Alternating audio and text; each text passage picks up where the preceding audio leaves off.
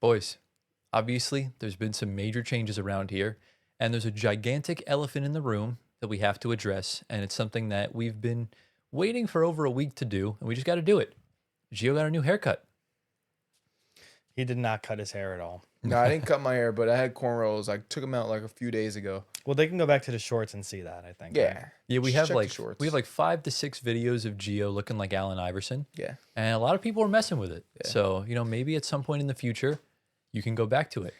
I would definitely do that if it wasn't for my receding hairline. Don't show them your receding Nah, you guys can see. hairline. You guys are my bros. To be And honest with my- you, that just sounds like a skill issue. So honestly, let me know if I'm receding because I'm a little self-conscious You about should this. you should crop that and make it into a photo and so you can Chill. show it. Chill. Hell no. But, boys, we've been waiting for just about 2 weeks to finally talk about this specific moment that happened on the 26th of February, 2026. We hit 10,000 subscribers. That is ridiculous. I can't even fathom that we hit 10K. It's mind-boggling. Dude, I have mixed emotions, I'm going to be honest. Why is that? Because February 26th is the day after my birthday. And it would have been absolutely so cool if it got hit on my birthday. And so either way, I'm literally elated. Like 10K is insane. Yeah, it's nuts. But it would have been so much better if it was on my birthday. I was so let down because of You that. want to know what would be crazy if we were in a leap year and we got it on the leap day of February? 29th? Oh, yeah, it'd be like, That would be like Yeah. just That Just- would be crazy. yeah. crazy thing for us at all. But regardless, Yeah. Yeah. Or if we got on like April Fools, it's like, sight, you didn't Oh, get it. yeah. You didn't hit 10K, you liar. Yeah. But yeah, from the bottom of our hearts, we can't thank you guys enough. It's been just an incredible past 2 years. And this video is going out on the 6th. So a week from today will be our 2-year anniversary since we started the show. And hitting 10K right around that time is just insane to us. And it's quite crazy. So, I say this all the time, but I told Gio a month before we started this back in 2024, if we get at 500 subs by the end of 2024, I'd call that a massive success. We ended the year with 4K. We ended 2025 with about 9K, and you guys got us to 10K right before March, which is insane. It's huge. So Yeah. seriously, thank you all so much. We truly appreciate it. And Gio, let's set the goal for 11K. When do you want to hit it by? 11K. So I'm thinking we can hit that by Anthony's birthday, to be honest. I think it's a bit of a stretch. That's a don't- bit of a I stretch. don't think so. We I usually think- it usually takes us at least 2 months to get 1,000 Listen, subs. Well, I'm shooting for the stars because if Well- you shoot for the stars, you land on the moon. So Well, let's I go. saw Russell Westbrook do that in Orlando, Florida, and hit the Okay. top of the backboard. Chill. One reel is gonna have to blow up, honestly, Yeah, that would be the only or way. 2 or 3. That's fine. But look, it's up to you guys to no, do yeah. that. So, we'll put the trust in you and the algorithm. I think realistically by James's birthday, May 2nd. May I think that 2nd. would be a cool way to do that. Okay. Shout out to our guy James, big LeBron and Blake Griffin fan. And obviously, if you guys haven't been able to tell already, we're in a brand new space. So I put a community post out on Tuesday that the new episode was going to get delayed because we kind of spent a couple days moving everything and stuff like that. And we really only had time to record a day of shorts because Gio went off to Puerto Rico for his birthday. So trip was good. It was fun. Awesome. Crazy stories. I'm not going to get into it, though. You already told us. Yeah. Exactly. If you guys want, maybe that could be like a members only thing. If we Yeah. ever start channel memberships, which we did talk about on stream. So let us know if you guys want us to do that. That'd be We could fire. do like exclusive content for you guys Little and story time. little story time, any Yeah. other cool like NBA trivia stuff, and you guys would be able to use like emojis and stuff Yeah. in our live streams and stuff like that. So, obviously we thank Antoine, you and your family for letting us, Oh, yeah. have the pod there for the first like 2 or so years. Yeah. And we're back. So Yeah. originally, this episode was supposed to be asking one question about every NBA team for the playoffs. Like, what are they going to do later on in the postseason? But since obviously now we're a week behind, we're going to scrap that. And the tier lists are back, ladies and gentlemen. Let's go. We love the tier list. You guys seem to love them. Yeah. And just like we did last year, we're putting every single NBA title contender into a tier list. So this is every team right now that's in a playoff or play-in spot, and the Milwaukee Bucks, because they're like 2 games behind 10th place, and Giannis has just returned. So they easily can get themselves into the playoffs, and who knows where we can place them on the tier list. So we'll kind of do that. Obviously, we got a bunch of news stories and stuff to share since it's been a while since we've recorded a show. I feel almost a little bit rusty. Yeah. But boys, it's the first full episode in this new studio. We are at my house, by the way. This is only a temporary setup. and we're going to move into a much better, proper studio later on in the year when the time Mm-hmm. comes. So, boys, how we doing today? We good. We're doing well. Yeah. We're living a dream. Yeah, it's all we can really That's ask it. for.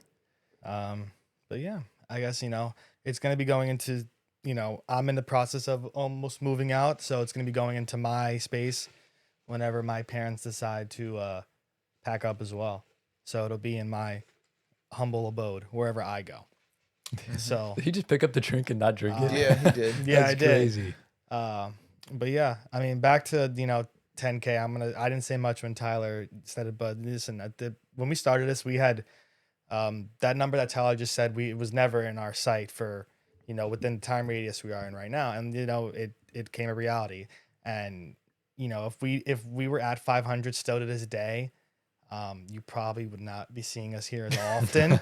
But I don't know about that, but I mean, I think we would have lost a little bit of I think the drive wouldn't be Motivation, there. you're Yeah. saying? Okay. But since we see the growth that we've got on here in 2 years, just three guys, It's definitely encouraging. just 3 guys in our house with a few cameras, lights, and getting it to 10K. And when we have other YouTubers that have been doing this for almost a decade and are not even past 5K, asking us how we've grown in a year and 2 to 10K, I mean, our answer really is just, I guess, hard to tell them because we're doing the same thing they're doing and they're doing the same thing we're doing. right. So how much advice can we give to them to grow it like we have?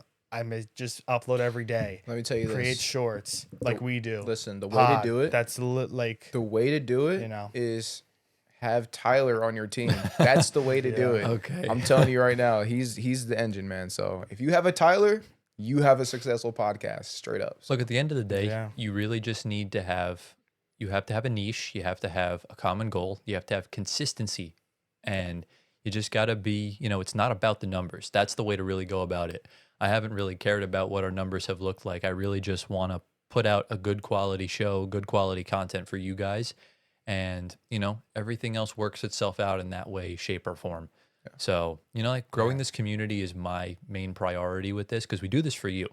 Obviously, we enjoy filming the show and everything like that, but, we're the ones talking. We don't really watch back what we do.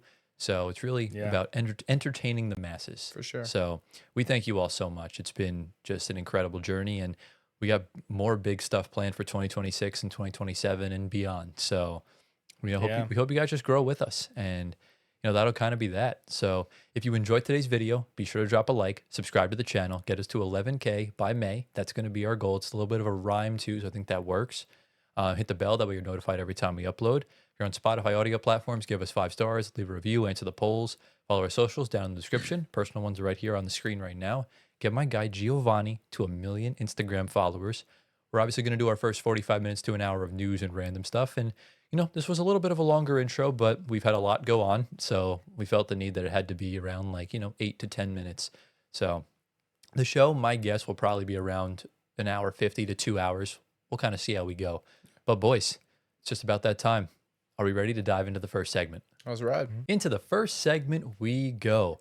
Boys, there's a lot of news that went down in the NBA over the past couple of weeks, and we kind of have to talk about it. Now, originally, when we were going to do the show last week, we were going to talk about the Darren Peterson situation and the fact that he's pulling himself out of games and he's sitting out games. He's kind of like pulling a Kawhi Leonard of load management. In college. Exactly, yeah. And it's kind of, giving teams red flags of should we even draft him if we get the number 1 pick?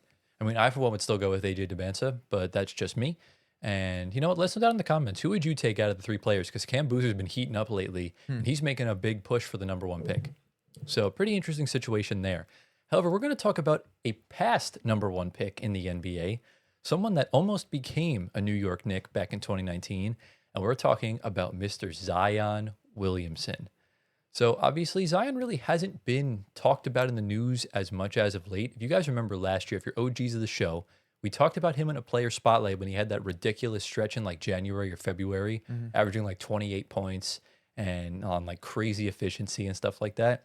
And, going into this season, the Pelicans were supposed to be decent, right? You have, a good team of 3-D, and Joe Dumars comes in and you trade away the first round picks that you had, and you're the second worst team in the NBA, or actually technically the third or fourth worst now, because I know the Nets and Pacers lost some more games, but you're a bottom 5 team in the NBA. You don't own your first round pick.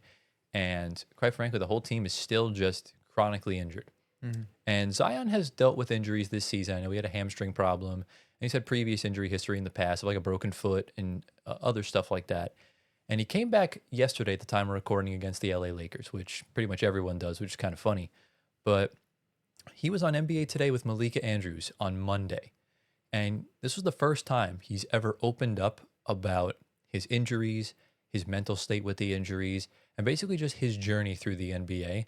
And we're kind of just going to talk about some things and really just kind of evaluate what he's kind of been saying. So I'll see if I could put some quotes on the screen. This is just from the article from Real GM Basketball. And, basically he spoke candidly about what he was going through. And one of the quotes says, "The part that would get me the most is people saying I didn't care. And I care a lot.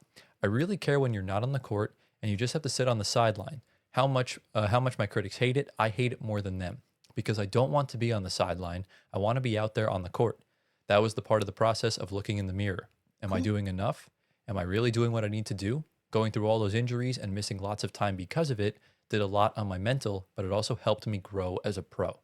So any like initial thoughts on this first statement? I was gonna say, whoever said that he didn't care? I don't remember anyone saying that.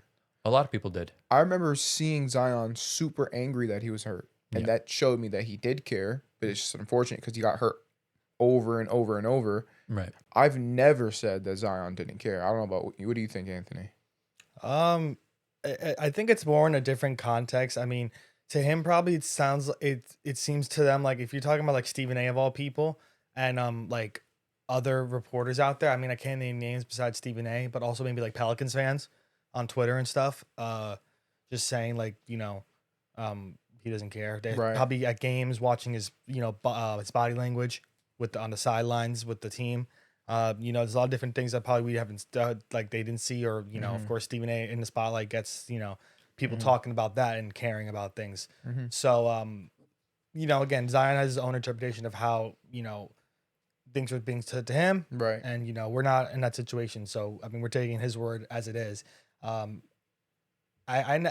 was never under the impression that I said Zion never cared. Right. I don't think I never lost that feeling. I felt he cared. I think the thing that stuck with me was that taking care of his health. Yeah. I think that was something that needed to be addressed. I don't think it was much about caring because again, we saw in the preseason with his stash, he looked lean, put into work. Also, the Pelicans just have a really bad history of injuries, like we've seen, in the past. So that could be a toll on what they're doing to him and his treatment and stuff as well. Because listen, when Zion was at Duke, this man had no injuries at all. Like, we rarely saw him out for games. He broke a shoe, for God's sakes, and was fine. Yeah. Duke, he was never not on the court for that 40 minutes, maybe like a minute or two. Yeah. And now we barely see this guy on the court. Like something's not adding up. And Duke, like college basketball is kind of on the same level of NBA. Like I know there's a gap, of course. No, there's a major gap because there's a gap, but you're playing more than double the amount of games. Yeah. Well, yes. But I just of course running back and forth. Everything else. The two 20-minute halves are completely different. But he wasn't getting hurt during that time. So like, why is it happening now and so frequently? That's kind of the big question that I think for a lot of people is. I do have a theory though. My theory is that I know where he's going down. You think so? Yeah. All right. I don't think you do. Okay. But my theory is that Zion got hurt earlier in his career in the NBA. Yep. And he's talking about how mentally tough it is, and his way to cope with that was eating. That's my theory. That could be. And maybe it happened because of the injuries where he's maybe a little bit depressed, maybe, all that stuff. And then, people cope in different ways. They'll eat more and some people won't eat at all. I think he started eating a lot more. And look, I think that's... we'll talk about his weight right now because there was another excerpt from this interview. It was like 16 minutes. I'm not going to cover the whole thing. Right. And he said, there was a lot of criticism on my weight, my care for the game. But the whole time I'm looking at a doctor and the doctor's telling me that, we're going to perform this surgery, but if the surgery doesn't work, we really don't know the next step. And this was addressing the broken foot he had. I forgot when. I think it was like a few years ago. Yeah. And he said, and people are saying what they're saying and everybody's entitled to their own opinion. It is what it is. I'm in Portland rehabbing, not knowing if my foot's going to heal. And it was just frustrating that I was really low because I just wanted to play basketball. I just wanted to play the game I loved, but every time you turned on the TV and every time I checked my phone, it was nothing but negative criticism. And at the time, it did a lot. So, Zion didn't really come into the NBA in the greatest shape, and that's a lot of rookies. They don't come in, their bodies aren't ready, especially when you're a one and done. He was only like 18, 19 years old, and your body's not ready to go toe to toe with 28 to 33-year-olds who have been in this league for a while, who know how to use their size and use their body. It's a big adjustment. You're going from playing probably around 35 games a year to 82, and this is your full-time job. Obviously, you're training a lot in college, but that's nothing compared to the NBA. You're doing pretty much every single day, and even before, after games, you're weightlifting and doing so much work. So I can see why players do get injured. It's one of those things. The soft tissue injuries are, the most common and the most detrimental. And for Zion, I just really feel bad because it's just been awful luck, because I do believe that he's done a lot to try and mitigate those injuries, and it just hasn't seemed to be working. And to me, it's super unfortunate. And now we're going to get into something from Stephen A. Smith. Now, Stephen A. Smith always has a lot to say on really anybody, whether it's Zion Williamson, LeBron James, a certain NBA team, whoever. And he called him a food addict, which... It's a strong language. Strong language. I'm not going to say that he's necessarily wrong, but I'm also, it's not really the thing to say when it comes to someone that's dealing with like mental problems with the injuries. And, what do you guys think about that as far as... Stephen A.'s statement? Yeah. I'm the one that makes the jokes about this, so I guess I'll go first. Yeah, I think you're the one that has to speak on this. Yeah, listen, of course, the jokes of me, if you go back to Short saying, I love someone that loves to eat and has a cookbook. Like that's some of the stuff we've seen on not First Take, just social media. And like, we run with it. I ran with it, it's kind of like, like a, just ongoing joke in that kind of situation on people, but of course, I love Zion Williamson as a player. I wanted him as a Knick. And, if I had him on the Knicks, I would probably, if this was happening, I probably would still say the same thing, even though I love the player so much. There's no chance he'd be on the team still if he was a Knick. Oh, he's out of there? That's another question. That's another topic for another day. But I wouldn't say, the thing with saying he's a food addict, I know Stephen A. has his sources that tell him this. So like, I kind of, have to trust his truth. But then again, I've not seen Zion Williamson eat a 7-course meal in one sitting. So I can't also say that Stephen A. Smith is correct. Maybe he's seen him eat a 7-course meal. Well, but again, we've seen over the years how like the weight for him put on loss, and like you could see like when a person puts on incremental amounts of weight, it's very noticeable. So I kind of there's some truth to this, but I think now it's a lot better, obviously, because you see how lean he is. He's played the most games in his career in this season so far, second or third most, I think. Yeah. So it's, he's getting there. Yeah. And I know the Pelicans are back to fully healthy now. DeJounte Murray is back on the court. The whole team is sort of now cohesively, but again, they're at the bottom of the West. So you can't really do much saving for the season, but you can have somewhere to start for next season. So I think that's kind of the plan for this. And we'll see at the offseason with Zion, if they're going to move on from him, if he stays, that's obviously New Orleans' call. Yeah. For whoever wants to do that. Now here's the thing. I think Zion was drafted into the league. It says it right there, 284 pounds. Drafted into the NBA. 6'6". 6 okay? foot. Yeah. 6'6", 284 pounds. That's massive. That's how much Jokic weighs right now. Exactly. And he's like 6'11". Exactly. 6'11". So that's already a red flag there. If you're drafting the player, obviously you have to draft him number one overall because he's just a genetic athletic freak. He's dunking on everyone, especially at this weight. If you're dunking like that at this weight, you're an athletic freak. He was the best prospect since like Anthony Davis, LeBron James. Yeah. Like, he was that dude. Exactly. And so it's like, and then all of a sudden all these injuries are happening, and it's like, why is all this happening? And then everyone's obviously going to attribute all the injuries to his weight and his being out of shape. So it makes sense. It's like, obviously you're going to deduce to, his weight. That's just what makes sense. But then again, you look at a guy like Nikola Jokic, who, 6'11", 284 is still pretty big. He definitely looks the overweight type, but he knows his body. He knows what he needs to do to take care of his body. Right. And Different play style. And well, it's not even so much a different play style. He's in shape. And I feel like it's more about staying fit than it is about what your weight is necessarily. Because there's a lot of guys that weigh a lot in the NBA. I wouldn't say some he's of in them shape. aren't. I would say Nikola Jokic is in shape, yeah. Yes. Now I'm wrong about that, but look, I would say Zion's in shape as well, but it's really just a different play style. Zion has a super explosive play style, and it's not sustainable if you're 284 pounds. Right. The play style he plays with, you have to be lighter. You have to, or else you're going to have injuries. Right. Nikola Jokic, he doesn't play like that, and that's why he's in shape, because he doesn't play explosive, so he can get away with, not getting injuries and stuff like that and being that weight.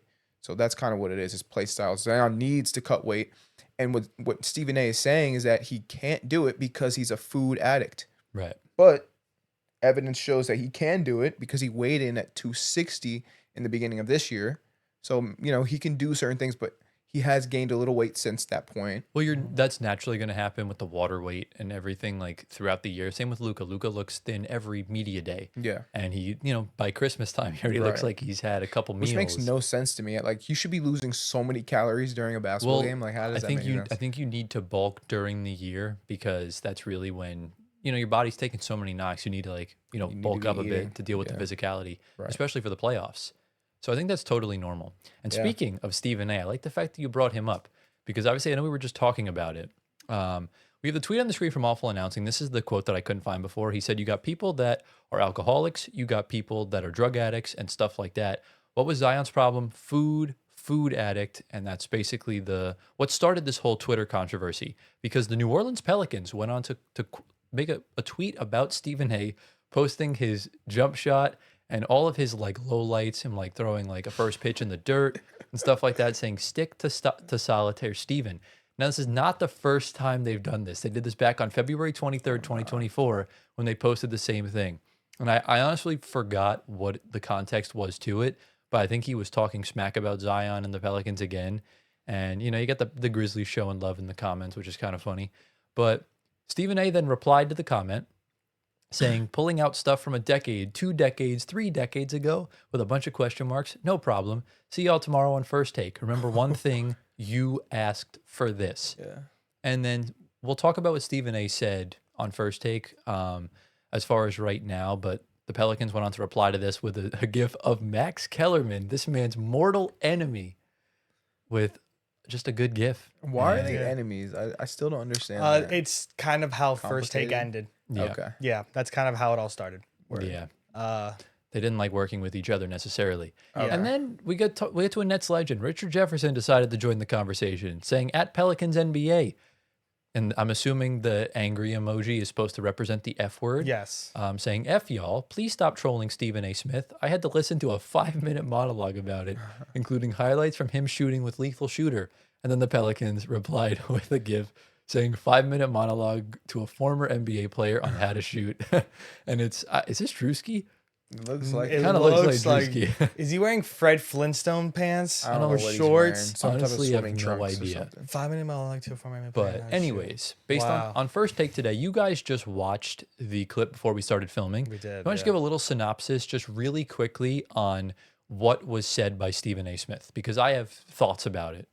So who remembers it the most? I mean, he starts off, of course, it's what he's getting at is he's not attacking the players on the Pelicans, specifically Trey Murphy, Sadiq Bey, Zion. He's attacking the organization as a whole and the people of New Orleans that deserve better for the team that's putting out the product that they have. And they've been in the league 24 years. They've had 15 losing seasons. They've only had 2 playoff wins, which is the same amount of nicknames from Hornets to Pelicans, and said that numerous times. And then it kind of got into a whole spiel about his life, his upbringing in Queens, New York, which is right in our backyard. How he got from the beginning, going to an HBCU and then he living with his mom, eventually getting her out of work, of course, when he got that big payday with ESPN, Sirius XM, producing, YouTube. saying how he's the American dream and everything, and he's only going up and up and up, and the Pelicans are only going down, down, down, and basically just trashing their social media department for what they did. What are your thoughts on that whole spiel from Stephen A? I think that it kind of defeated the whole purpose of like he was basically saying like the Pelicans are pretty much an irrelevant franchise and all that. Yeah. But him talking about them kind of makes them relevant, I feel like. I mean, they're relevant enough on their own. They're a professional sports franchise in the United States. But still, like he was trying to say like y'all basically need me to be relevant. Yeah. And so it's like, I mean, you're kind of right a little bit about that because they don't really do nothing. So I kind of was on his side of things. So see, he kind of had me in the first half a little bit, but there was one thing he said that really just like irked me because this contradicts everything that he says and what he believes in. He always said, find a basketball reason to talk smack about me. Find a basketball reason for this. Find a basketball reason for this, this, and that. Stephen A., are you the same dude that went at LeBron James as a father? Not even a year ago or 2 years ago, whenever the hell it was. The dude that's been attacking LeBron James nonstop. So much so that LeBron had to press him in his face during a game at the end of the third quarter. That's not a basketball reason why to hate LeBron. If you want to find a basketball reason, then you find a basketball reason. Because I really haven't found a legitimate basketball reason that Stephen A. has said about LeBron James specifically since Bronny got into the league. It's all been about a fatherhood. It's been about the Lakers. It's been about all things aside from the game of basketball. And it all just seems to be drama filled. And every time you look at ESPN, they're talking about the Lakers or they're talking about the Knicks because their whole staff is either Lakers fans, Lakers employees, or Knicks fans and Knicks employees. It's the same stuff every single time. That's why they don't know what they're rambling when they're talking about other teams because they don't know what to say because they don't watch the games. Right. And that's the important thing here. They don't give two damns about what the New Orleans Pelicans are doing. And when it comes down to Zion, he's still salty that the Knicks didn't get him in the lottery, and he's still going to talk negatively about him. And when you say like no offense, Zion though. I mean, it could be. I know he said no offense to the players, but the players are a part of it. And the other problem with that is he was talking very highly of Joe Dumars and Willie Green. We all know the reasons why. We're not going to get into it. But the fact of the matter is Willie Green's time in New Orleans was up. He's a great coach, just didn't fit that team. And Joe Dumars literally gave the Pacers back their first-round pick and gave the Hawks their own first-round pick. And now they're probably going to they could get the number one pick and not be able to select the player. So you tell me why Joe Dumars was a good hire when he's done this shit in the past to other teams. So at the end of the day, it just felt like a big PR failure from Stephen A. Smith. This, to me, was a big win for the Pelicans. And, I'm just, I don't even want to make this about Stephen A. This is about Zion. And I'm just truly happy to see the maturity in him and the growth of him opening up about these things and finally putting all the bad stuff in the past. And I think he's finally starting to move forward. And LeBron James, which I'll have the tweet up for the video, but I couldn't find it. He went to LeBron after the game, and LeBron said, "Don't listen to that bullshit, man." And I'm assuming he was alluding to Stephen A. Yeah, for sure. Exactly. Really? So... yeah. At the end of the day, it is what it is. Zion can't focus on 2021 anymore. And I firmly believe what you said about him caring. Remember that playing game? He looked like literal. Oh, yeah. He looked like God until he got hurt. And then he absolutely crashed out. Yeah. He slammed the towel, kicked the chair, all that stuff. Every time he gets hurt, he's always like that. Exactly. Yeah. It's twofold too, because one, you're pissed off, you don't want to play. And two, social media is going to absolutely demolish you. That's why I think Jason Tatum's trying to come back this season. Because could you imagine the discourse if Jaylen Brown leads that team to a title without Jason Tatum? I don't think Tatum will be mad at that, though. No, it's the fact of social media discourse. The fact that he didn't win the I don't Finals think he's MVP. even worried about that. I'm not saying he's not worried about it, but I think that could be a factor because social media destroys him every single time. They think he's overrated. They think he's mid. Yeah. So that could be a reason So why. you think he's honestly worried about that, like in his rehab? I don't think it's the main purpose, but I think it's definitely in the a back of his factor. head. Yeah, for sure. Yeah, because at the end of the day, it's his team. He was there, and Brown was there first because it was but a year apart. But it's Tatum's team, and Brown got Finals MVP in the 2 years ago. That's a whole separate conversation because I can argue it's Brown's team. You can. So can a lot of this people. year. It's absolutely Brown's team, but in retrospect, it is Tatum's. Every other year until Yeah. right now has been Jason Tatum's team.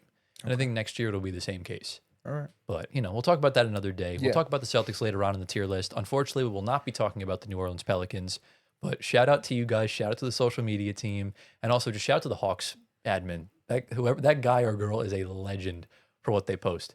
And if you don't know, just go look at the Hawks account and you'll know why. So let us know down in the comments. What are your thoughts on this Zion situation, the Stephen A beef and stuff like that? And just let us know your general thoughts. And boys, are we ready to get into the team spotlight? Let's go. Into the next segment we go. Ladies and gentlemen, welcome back to Tyler's Team Spotlight, the first one in the brand new studio. What a time to be alive, right? That's right. So for those of you that are new around here, the Team Spotlight, well, the Spotlight segment is just a player or a team that's been playing really good or really bad.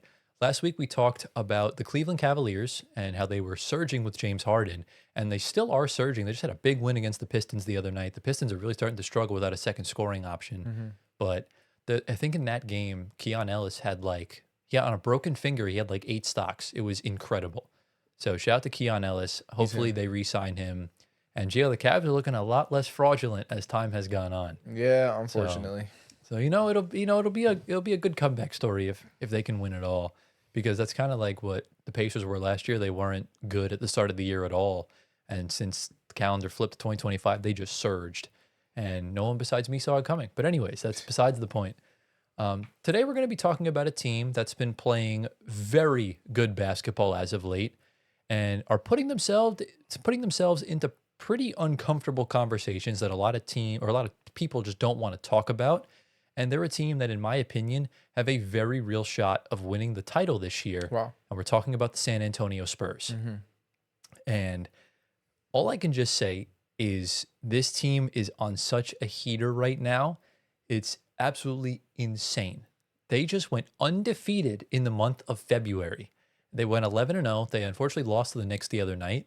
But, at the end of the day, you don't have to play the Knicks in the playoffs. And even if you get to the finals, you probably won't have to play the Knicks, which would be the best case scenario. But again, the Knicks and Spurs have only played in 1-game situations. A 7-game series could go very differently, just like how the Knicks played against the Celtics last year. I think they got blown out by 30 in every single meeting, and then they obviously won the series. Yeah. So, essentially, the Spurs have done a lot this month, and I'm basically just covering their February. So I'm not really going at it from the whole season perspective because, we're talking about it now. So are you ready to talk about some stats? Yeah. All right. So on the screen right now, you'll be able to see a bunch of the stats that I have prepped for the Spurs. They've won 11 of their last 12 games, 11, and they have jumped up to first place in the NBA's official weekly power rankings. They're ahead of OKC, they're ahead of Detroit, they're ahead of pretty much everybody else. They're the dogs on top. And in February, they had the second best offense and the second best defense, a 106.2 defensive rating, which is mind-boggling, which equates to a plus 15.1 net rating, which is first in the NBA.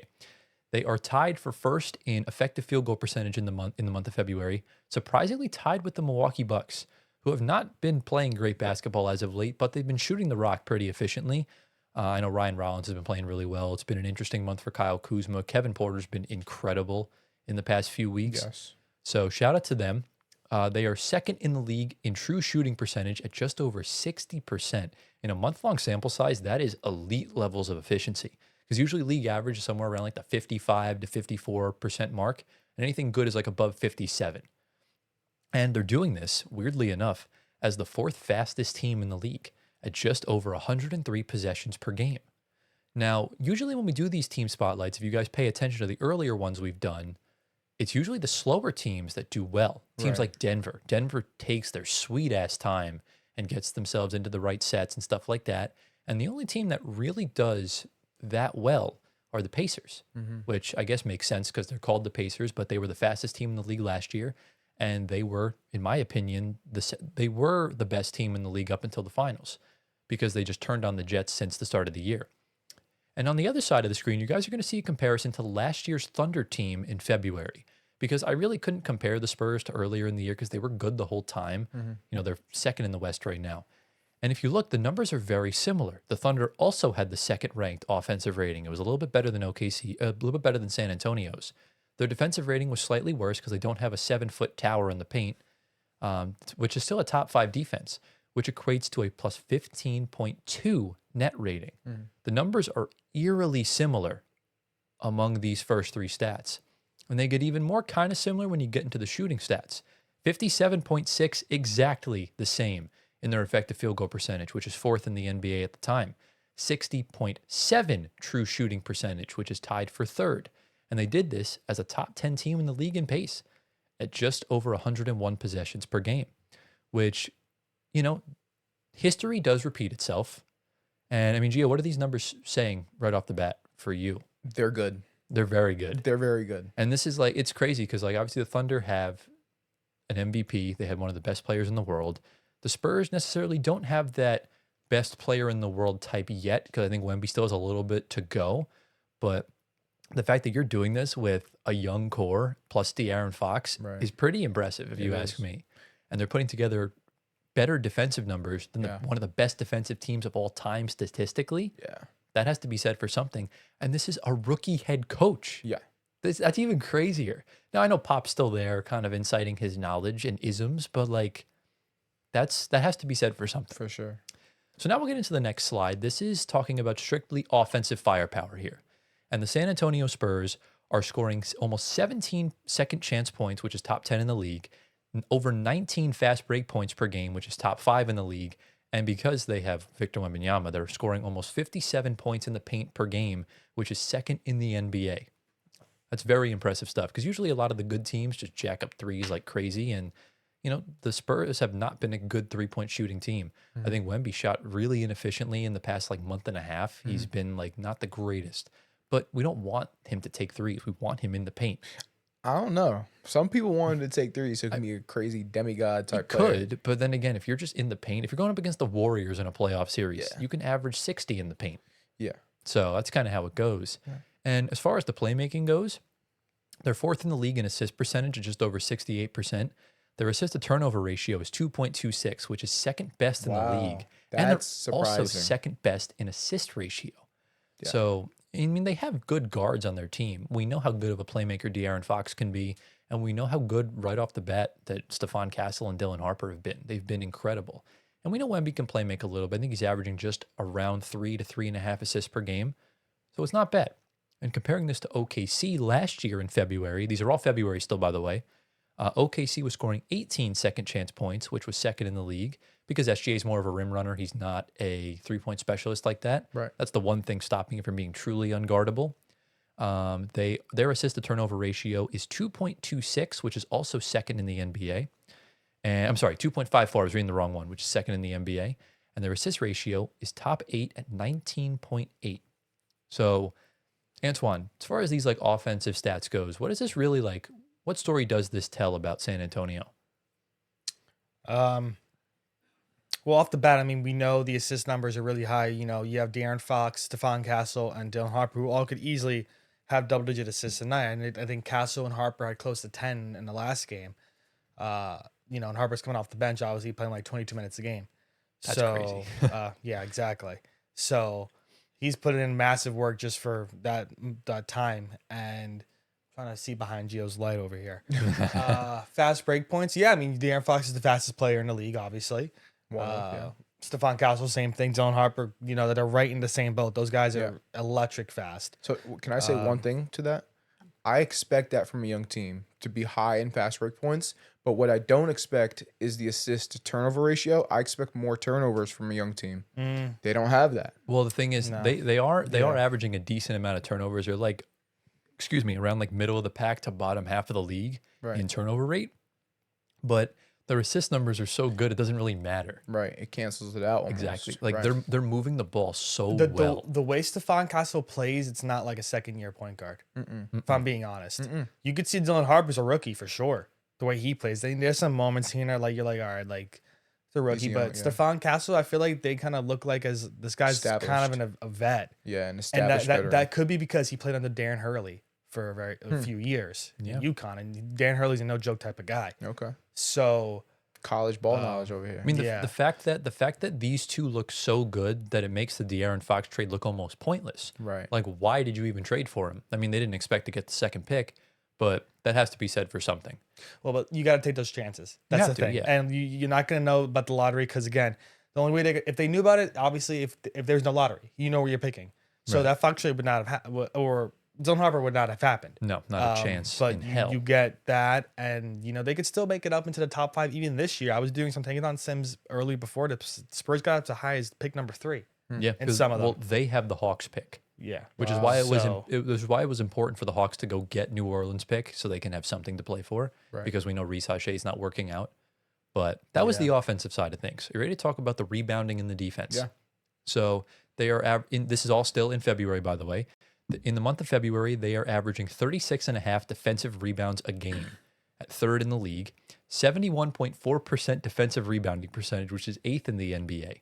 And now on the defensive side of things, they're allowing less than 15 points off of turnovers. So even when they're turning the ball over, they're not giving up points at the other end because Wemby just gets back in transition so well when he's not tired.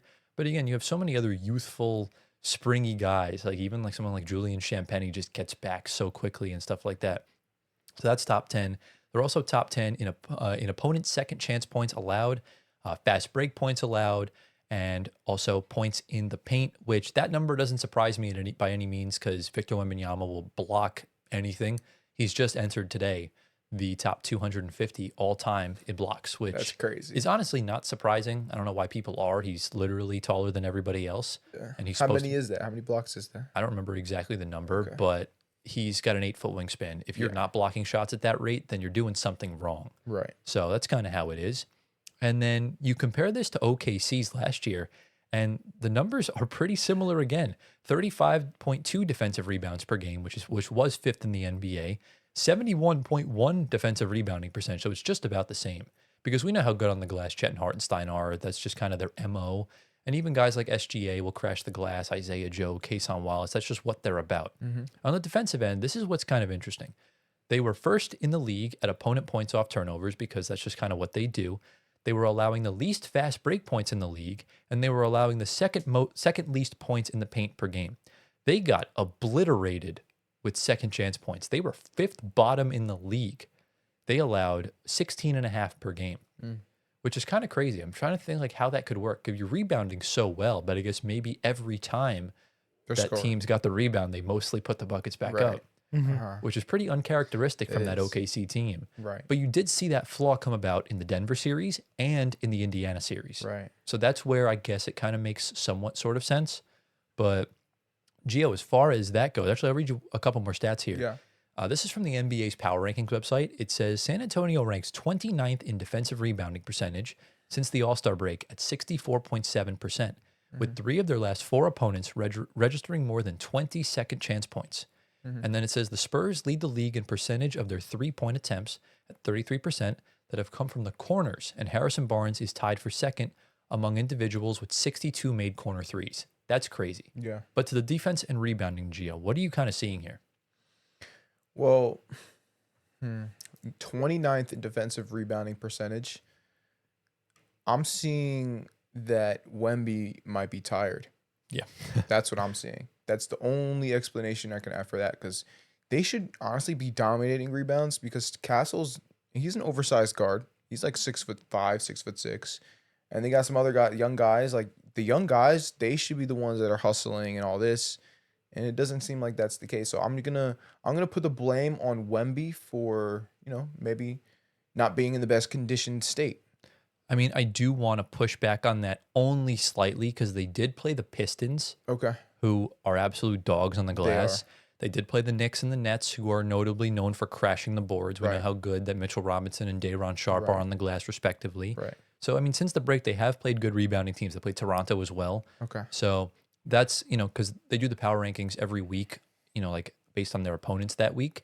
So since All-Star break, you're looking at a 7-game sample size. And I feel like that's a little bit skewed just because the teams they played are rebounding. It could also be this. This is what happens to teams who get really hot. All of a sudden, they stop having as much hustle and getting rebounds and stuff like that because they feel like everything's going good.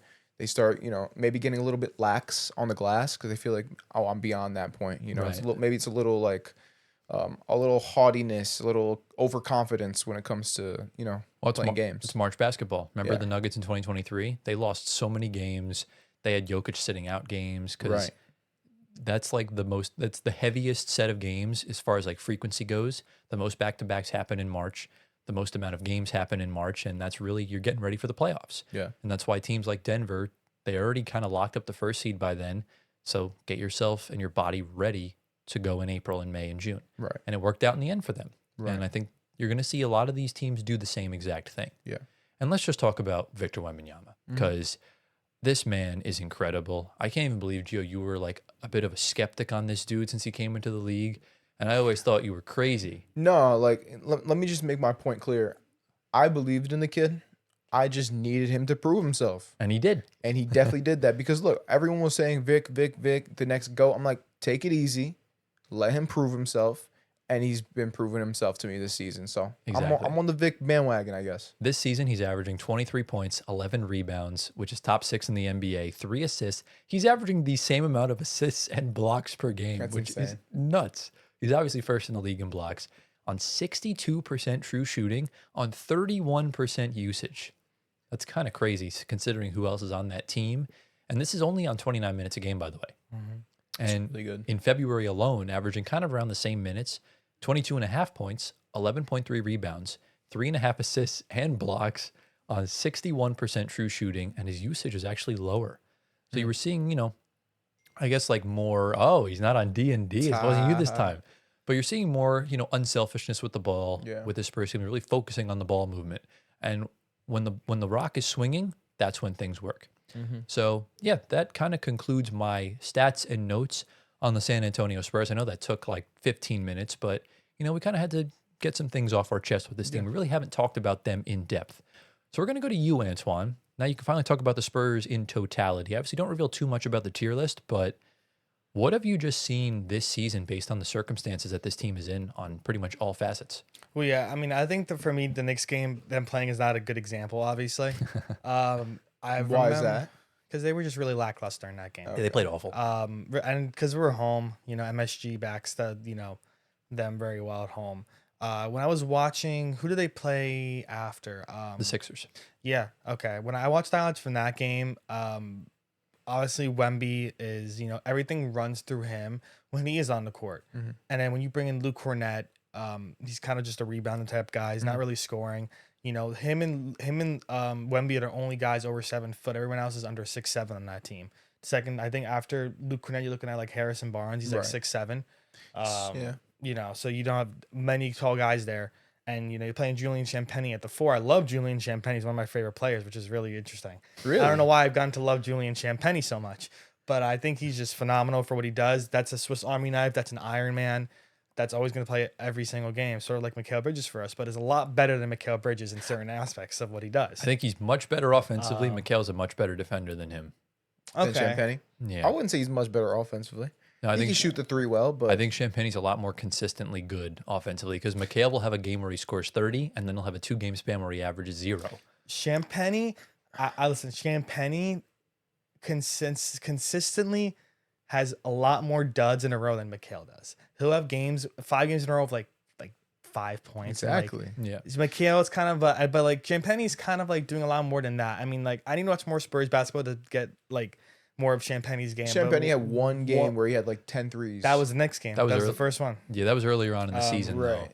I just But, picked him up in fantasy too. He's been playing good for me. Yeah, I mean, I'm looking at Devin Vassell. Devin Vassell has had a nice 4 or 5 game Another stretch. fantasy. Forgot about Let's go. Devin. The way this guy in the Knicks game, the threes he was making, Ridiculous. I mean, I really don't. I didn't know Vassell can shoot the 3 like that. Was it on the move? I didn't watch the No, game. it just the Off the way dribble? with the angles he was making them Yeah. and just some distance. But I didn't know he had 3-point game like that. I Yeah. thought Vassell was more of an inside type guy. But he seems to be taking that step for 3 what they points. drafted him for. Okay. Of course, you can't talk enough about Fox and Castle. Obviously, Castle is one of the best at what he does as a second-year guy. You go to the bench. Harrison Barnes is a vet. That's someone that's gonna give you a nice shift off the bench. Carter Bryant's gonna come along eventually. Yes. That's kind of easy. Another rookie. Keldon Johnson, another vet, been there for now bald. Keldon Johnson, never saw him without hair in his whole career.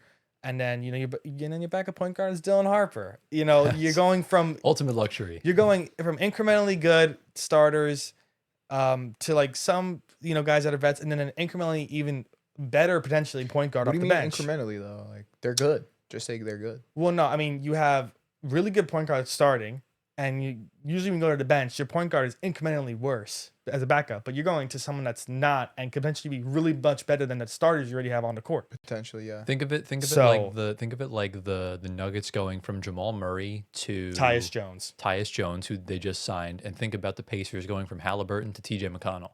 Uh-huh. That's where TJ Yeah. McConnell's a totally different look, but he's so much better than the backup point guard pretty much any other team has. Dylan Right, Harper, except for the Spurs. Dylan Exactly, Harper in 5 years What? could be seriously better than Castle and Fox. And we're like, this guy's been on the bench for 4 or 5 years in a row. Well, Are we he's good- talking about James Harden and You Russell know. Westbrook situation? He's here? going to be the Fox replacement. I don't see Fox on this team much That's longer. true. Yeah, I guess that was The, the the point. more But he the more he develops, they're going to make a choice. Can we also talk about Carter Bryant? How tall is he? Because we were talking about how like this team 6'8". lacks size Carter- outside. He's only 6'8". before- Carter's 6'6". He's 6'6"? I thought he was bigger than that. This team does lack size. It They might lack be an size. issue. They lack size. Maybe they address that this offseason and mean- get some size. I mean, if you're looking at teams that have done well outside, I mean, when the Warriors were in their heyday, they didn't really have the greatest in terms of size. Obviously Draymond's only like 6'8". Right. Kevin Durant was 6'10", and I think outside maybe Bogut and Zaza were their other tall players. First, yeah. But Well, I outside of that, can- you're really playing small ball, and the Warriors kind of built up their brand on that. I can throw in some names here. Kelly Olynyk is there. He got some minutes in the last game. They signed Mason Plumlee because he got released from the Hornets, and Bismack Biyombo is well, All right, so you're, they you're got not some- you're not mentioning Luke Cornett, who's in the rotation. I said Right, Luke right, Cornett. no, No, I no, said yeah, Luke we said- Cornett. Oh, we said Luke Yeah, Cornett. we said Luke- yeah, Luke because Cornett's the he's- backup. Because he's 7'1". Yeah. Right. And he's the size that's going to come in, and you could even run minutes of Wemby at the 4 and Cornette at the 5. Right. And just to add in on Devin Vassell, in the last 7 games, he's averaging 18 points, 4 rebounds, 3 assists, and he's shooting 60% from 3. So he's Ridiculous. been, I said it. he's been incredible for my fantasy team and for the Spurs. Can I say this? Yeah. Is size overrated in the NBA? No. Is it mostly just like how good you are as a player? Is that more important? than, like- Absolutely not. Okay. Well, then tell me Because- why. Because the Spurs, outside of Wemby and Cornette, are a pretty small team. Look at we all thought back in 2025 or 2024. Yes, 2024, we thought the Nuggets would repeat as champions. Everyone did. When Jokic went out of the game, you had Aaron Gordon and a bunch of guards. And we thought it didn't matter, right? You have KCP at 6'5", Murray 6'4", and PJ's still 6'10". We know how good he can be. And the team they lost to ran out double bigs of Karl Anthony Towns, Rudy Gobert. Jaden McDaniels is 6'10".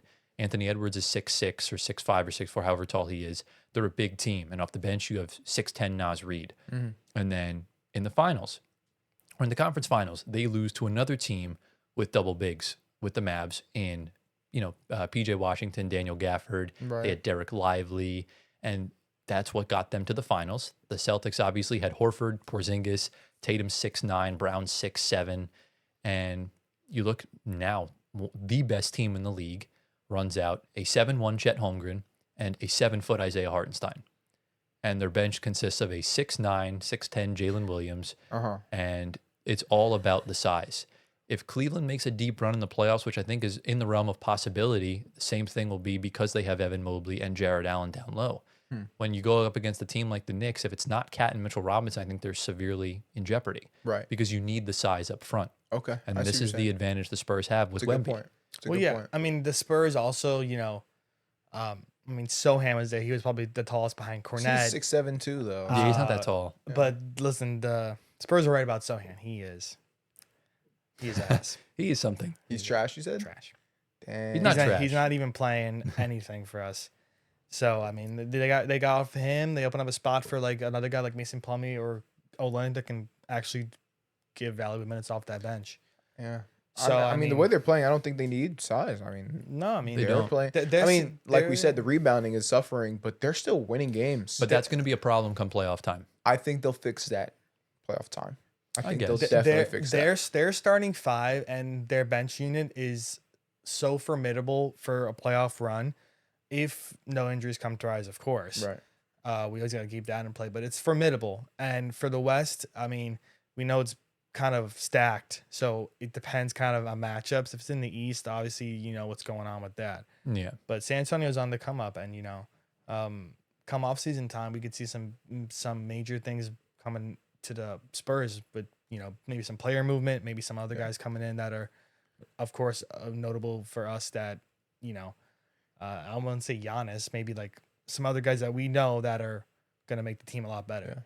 Yeah, I think it would take a severe upset for them to go pivot and get Giannis. Like, it would take losing to the Warriors in the first round. I'm talking about like If they get Giannis, bro. I'm talking like maybe trading, like whoever is on, like just someone that's really good that we know that's gonna change them. Maybe like a bigger guy. I think what they're needing is like a small forward. I think that's really what they're lacking. Like, if LeBron goes and signs there on a vet minimum, that's an example. Yeah. But what were you gonna say, Gio? No, I was just gonna ask, like, to close out the segment, like, what are you guys' predictions for the Spurs, like, in the playoffs? What are they gonna do? We're gonna talk about it in the tier list. That's the tier list in a few conversation. Minutes. Yeah, because we're talking about title contenders. But one of when I played high school basketball, I'm not gonna dox myself, but one of the guys that scored 1,000 points for the school's history always came in, went to our practices, and he always said, "No rebounds, no rings." Mm-hmm. So that's going to be a super important thing for the Spurs going into the playoffs, and we'll see if they can change the tide on that. And shout out Mitch Johnson. Yeah. If Joe Mazzulla wasn't a freak, he would be a lock for Coach of the Year. Mm-hmm. But the way the Celtics team's playing, it looks like Mazzulla's got that pretty standardly. But the Spurs have a lot of promise for the future, and I'm super happy they did not make a big swing at the deadline, because you want to give guys like Wemby, Castle, Harper, Vassell, these guys have not played in the playoffs. Yes. Let them get the experience. Exactly. Yes. If you look at all the good teams right now, the Thunder lost in the play-in and in the second round their first 2 years. Mm-hmm. Denver lost numerous series their first few years in the league with Jokic and Murray. And, even teams like Boston, they had heartbreaking losses every year. The Raptors, the Bucks, I can go on and on. You need to lose to succeed in the future. Yeah. And this, knowing Wembanyama, he does not want one. Yeah. He wants a whole lot more than that. And I think, if they don't win the title this year, this is going to be a big learning experience, and they're going to look back on this moment in years' time and be happy that it happened. Yeah. And, if I'm Pop as well in the front office, you don't need Giannis. You don't. That's going to take away from Wemby so 100%. much. He's also 31. And you're going to deplete that whole team. And you have guys that can literally be on Giannis's level. Stephon Castle's getting on a good trajectory. Harper can do the same thing. They're not going to be on Giannis's level. Wemby's the only one that can. Yes. No, they're not going to go Giannis trajectory, but you're going to have trajectory of all-star type players that are, for sure. You're going to keep around. And those two combined could be a whole Giannis Antetokounmpo, obviously. But Wemby's going to is the Giannis of that team, obviously. As long as you have one superstar, one elite second option, because you really don't need a second superstar, but it would be nice if you did, and then just a good set of role players and a deep bench. That's all you need. And then Mitch Johnson's going to have an easy time in the playoffs. Yeah. So that concludes our very long team spotlight on the San Antonio Spurs. We went almost for half an hour on this. That's definitely longer than usual. We usually do like 10, 15 minutes on that. We usually have longer segments at the beginning of every month, because we only need 2 segments, because we do the shorts compilation, which will be dropping this week. So be sure to go check it out. Yeah. And boys, let us know down in the comments, obviously, before I say anything else. What are your thoughts on the San Antonio Spurs? How far can they go in the playoffs with this current constructed roster? And just, what are your general thoughts? And boys, we've reached that point in the episode. Are we ready to get into the tier list? Let's go. Welcome to the second half of the show, ladies and gentlemen. It's the main segment. As you can tell by the title and thumbnail, we're going to be putting every single NBA title contending team into a tier list. So we did this last year for those of you that are new around here, where last year we kind of did a more scaled down version of it. We took like the top 10 to 15 teams in the league, and we kind of put them all into a tier list based off of how likely they can contend for a title, as the name implies. And the reason why we only did it so short last year is because we changed up the format of our show a lot over the years. We used to do every news segment in existence, talk about certain games, and our show would run over 2.5 hours long, which is a little crazy if you ask me. And, now we kind of do our typical 2 to 3 segments that usually take around 15 to 20 minutes, and then the main segment takes anywhere from 45 minutes to an hour and 15 to an hour and 20. So it's much more dumbed down. Fair warning, the 100th episode in a few weeks might go past 2.5 hours because we're going to be doing some intense debating, which you guys will see in the next couple of weeks. I'm very excited for it. But obviously, we're back with the tier list today. Shout out to our friends over at Hoop Goat. Shout out to Ryan. They were kind enough to gift us these hoodies. So shout out to y'all. I would wear it, but it is like blaring hot in here. One of my favorite hoodies, by the way. It's super nice. I wear it everywhere. So yeah, shout out to you, Ryan. Shout out to you, Hoop Goat, the whole team. They're big supporters of the show as well. Yeah. And we can't thank you guys enough. And I truly think the platform is truly amazing. Like it's very high tech. You don't have to upload files. They have all the player and teams right there and everything. So yeah, shout out to you guys. And they do a bunch of other stuff on there. We'll link their whole website down below in the description where you guys can play like Keep 4, Cut 4, Blind Pyramids and stuff like that. It's a lot of fun. So today, I mentioned this in the intro, but if you guys skipped over to now, this is the top 21 teams in the NBA. These are all 10 teams in the Eastern Conference and Western Conference playoff spots and play-in spots.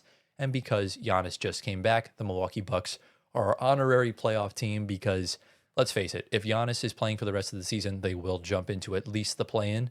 So we'll include them. They're only a game and a half back of 10th anyways from Chicago. So it should be fine. And yeah, obviously we're going to rank these based off of how well we think they can contend for a title. Last year, I did check. I tried to make a case for the Pacers in S tier, and you guys would not let me. So they wound up going in B tier. Wow. Which is crazy because you guys were still super low on them. You really didn't have that sort of same feeling as me until they beat the Bucks in the first round. And even still, Antoine was still skeptical because he picked the Cavs. But yeah, I'm gonna ride the coattails of that prediction for the rest of my life. That's fair. You know, you earned that. Yeah, I did. And I already stamped my prediction for 2027 champs next year anyways. So never happening. Well, we'll The just have to Pacers. see. Damn right, the Pacers. Gosh, that team's arguably, to be fair, if you get even 80% of Halliburton next year, Zubats is way better than Miles Turner. So that's already a huge upgrade compared to last season. Can't shoot the three though. He can't, but he can rebound. Miles Turner averaged like maybe 4 rebounds a game. Zubats averages around like 9 to 11.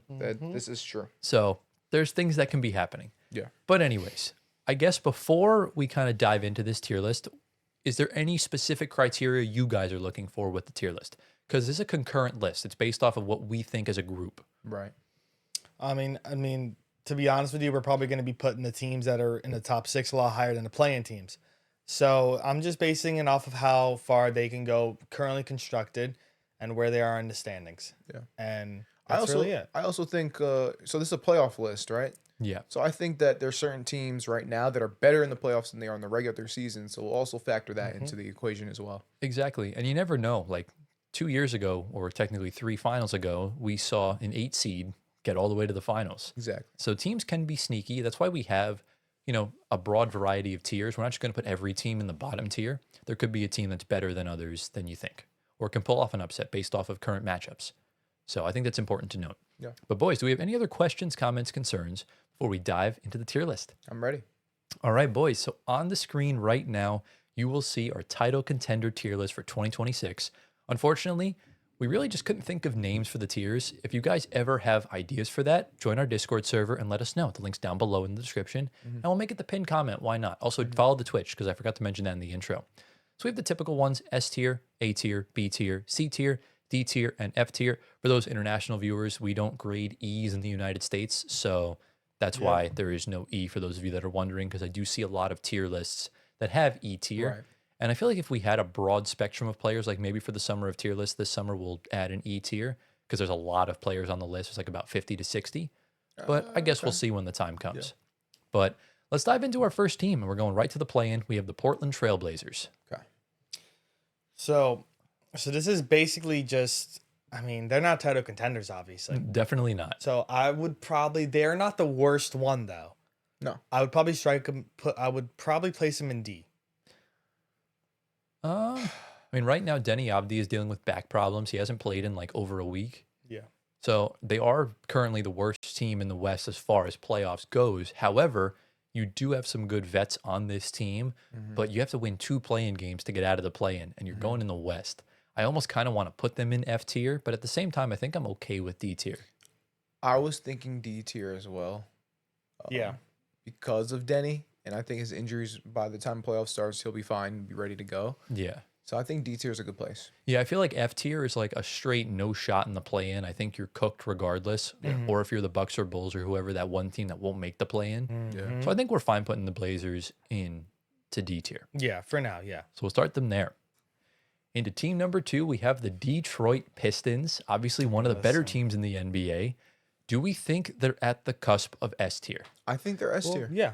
I think the top 2 in both conferences we're all gonna, I hopefully agree that they're S tier. I don't know about that. I don't know, We'll see. but yeah, Detroit easily can get in there because the East, their East is theirs, and some teams below them are kind of not there on their level. So I'm fine putting Detroit in S tier. Detroit, I view as a team that is going to elevate in the playoffs because the playoffs is in an environment where it's a lot more tough, gritty, and like that play style really kind of like rises, or it pretty much is like the best way to play in the playoffs. So I think Right. the Pistons are already playing like that in the regular season, so they're already primed and ready to do that in the playoffs. So I think S tier for sure for them. Are you familiar with the 40-20 rule? Can you tell me? So this is a concept, well, it's a concept created by Phil Jackson that typically a team who gets to 40 wins before 20 losses will win the championship. And outside of 2020 and 2021, when it was a shortened season, every champion for the past long while has reached 40 before 20. And the only 3 teams that have it are the Thunder, the Spurs, and the Pistons. Okay. And the Celtics, funnily enough, are actually 40 and 20 right now. Oh wow. But they reached 20 losses first. But then again, it could be negligible with some of these lower seeded teams that still could get to the finals. The Pistons, in my opinion, the lack of a second star is concerning. I think it's really going to be tough. Like, Cade's going to have really inefficient nights, You're right. but we give them the respect they deserve. They should be S tier, but I don't know if they should be the highest. Right. No, yeah, we can get to that once we get the other teams in Right. The there. West still exists. Yeah. Exactly. So they're So the high. I would say they're the highest in the East, though. As of right now, I think you can make that argument that they could be. But then again, if you have, there's arguments you can make for other teams Right. that we'll get into later on. But I do think that backup point guard is it Taylor Jenkins or something like that? Dennis Jenkins. Dennis Taylor Jenkins. Jenkins was the Grizzlies coach that got fired. Okay. Yeah. Just a lot of names in my Dennis head. Jenkins. Yeah. But I think he's really good. He is Really good backup point but guard. compare him to second stars Yeah, that win not on that titles. level. He's not J-Dub. He's You're not Siakam. He's not those right. guys. Right. So we'll put them in S tier. Okay. We'll give the Pistons the respect they deserve. I definitely feel a little less confident about them now than I did 2 weeks ago Right. when they played the better teams Right. and stuff like that. And we're getting into another one of the top heavy contenders, the San Antonio Spurs. Well, same thing. We just spoke about them. I think you could toss them in S tier. For sure. They are definitely ahead of Detroit. Yeah, I want to put him in S tier. The lack of experience does hinder them a bit. That's really the only reason why I would put Detroit Wait, ahead of hold on. them. I don't think that's an issue for them. I think they're more built than Detroit. But their road is a lot tougher than Detroit. Detroit. So how are we ranking this? Like the best teams, or are we doing like based off of like their competition in their respective conference? Well, I mean, how are we doing? I feel like it's kind of pointless to do best teams because then it's just the standings. I feel like this is like based off legit title contending ability. Like, legit. I like that. yeah. So if we're going off that, it makes sense to put the Spurs behind the Pistons. I think. Oh, you want to toss them in A tier? No. They should no, be no, I absolutely don't yes know because about that. they beat the 40-20. Right. But I think they should be below Detroit right now. But I think I then agree. again, San Antonio just beat Detroit. I think for now we should probably put them ahead. Yeah, but they also have to go through the Nuggets. They have to go through the other teams in the West. That the is true. Thunder. Even the Wolves can rise up. You know what I mean? So Right. So yeah, it's tough, yeah. man. It's a tough road. I think behind the Pistons have an easier road. If you Yeah. look Exactly. you're really worrying about 2 to 3 teams. The Spurs can really worry about everybody. at it, right? So yeah, we'll put them behind for now. There we go. So yes, we do rank teams within each current tier and how that goes. And Antoine, are you ready to talk about the New York Knicks? I want to hear your opinion on this. Listen, this is the best S tier right now. He's trolling. Book it. Better than the Pistons, better than the Spurs. Because there is no playoffs like playing in MSG. I mean, the Knicks do lose a lot of games at home. They really do. They really do. Because everyone loves to You know go why? off. Because we have the refs on our side. Oh my gosh. To be honest with you, that is one concern as like an opposing fan. The Knicks do get a very favorable whistle in the playoffs, and that can take them pretty far in certain series. Like if they called that foul in Game 4 on Josh Hart when he fouled Tim Hardaway Jr., Pistons win that game. Game 6, Jalen Brunson's clutch shot essentially forces a Game 7 in MSG, and the Knicks don't win Game 7s at Madison Square Garden. History has told us that. So there are certain things like that, but it won't be a big factor into why they make it far or not. I just think this team is wacky inconsistent for me to be an S tier. So I would put them in A tier personally. A tier? I think I agree with that. You're thinking S tier, Anthony? Well, I mean, my reasoning for S tier is not because I'm a Knicks fan, but it's because they're playing the best defense of the season right now. And I think it's starting to come along, and Cat is looking a little lot better. How's Mitch doing? Mitch is playing bench minutes, rebounding. That's really much it. But the thing that worries me is the bench depth. The starting five has been okay now that everyone's kind of back. That's more of a concern for me than the defense is the bench. Yeah. Yeah. What about Alvarado? He's been a good addition, all right? Yeah. Him, Landry, we're waiting for Deuce. Hopefully Deuce comes back. Yeah. Mitch, Diawara has been really good for us, the rookie. Sohan's been doing nothing. You just got there, though. Tyler Kolek and them, they're kind of not even playing anymore now because Alvarado's there. Yeah. But I get Tyler's point. I do. Highest A tier for now. Yeah. I think. I do. I would agree. I think right now the Knicks have a lot of flaws, and I just think there's teams better than them at this current moment in time. But I think A tier is fair. They're playing a lot better.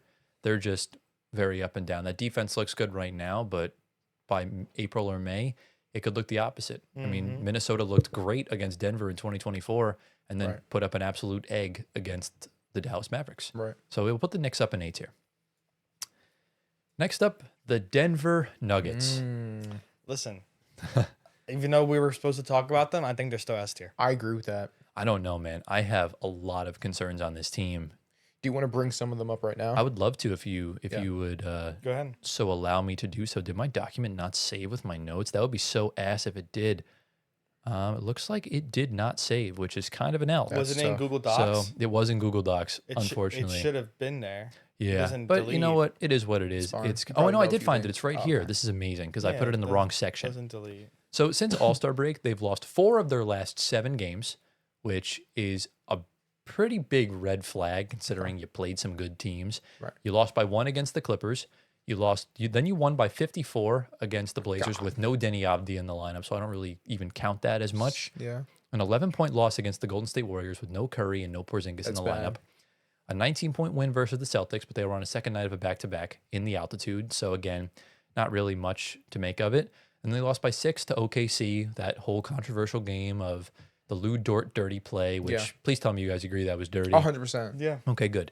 Because a lot of people are defending Dort, mainly OKC fans and stuff like that. Even Dort took accountability, and the rest of everyone What else did he didn't. say? He said, I went over the limit.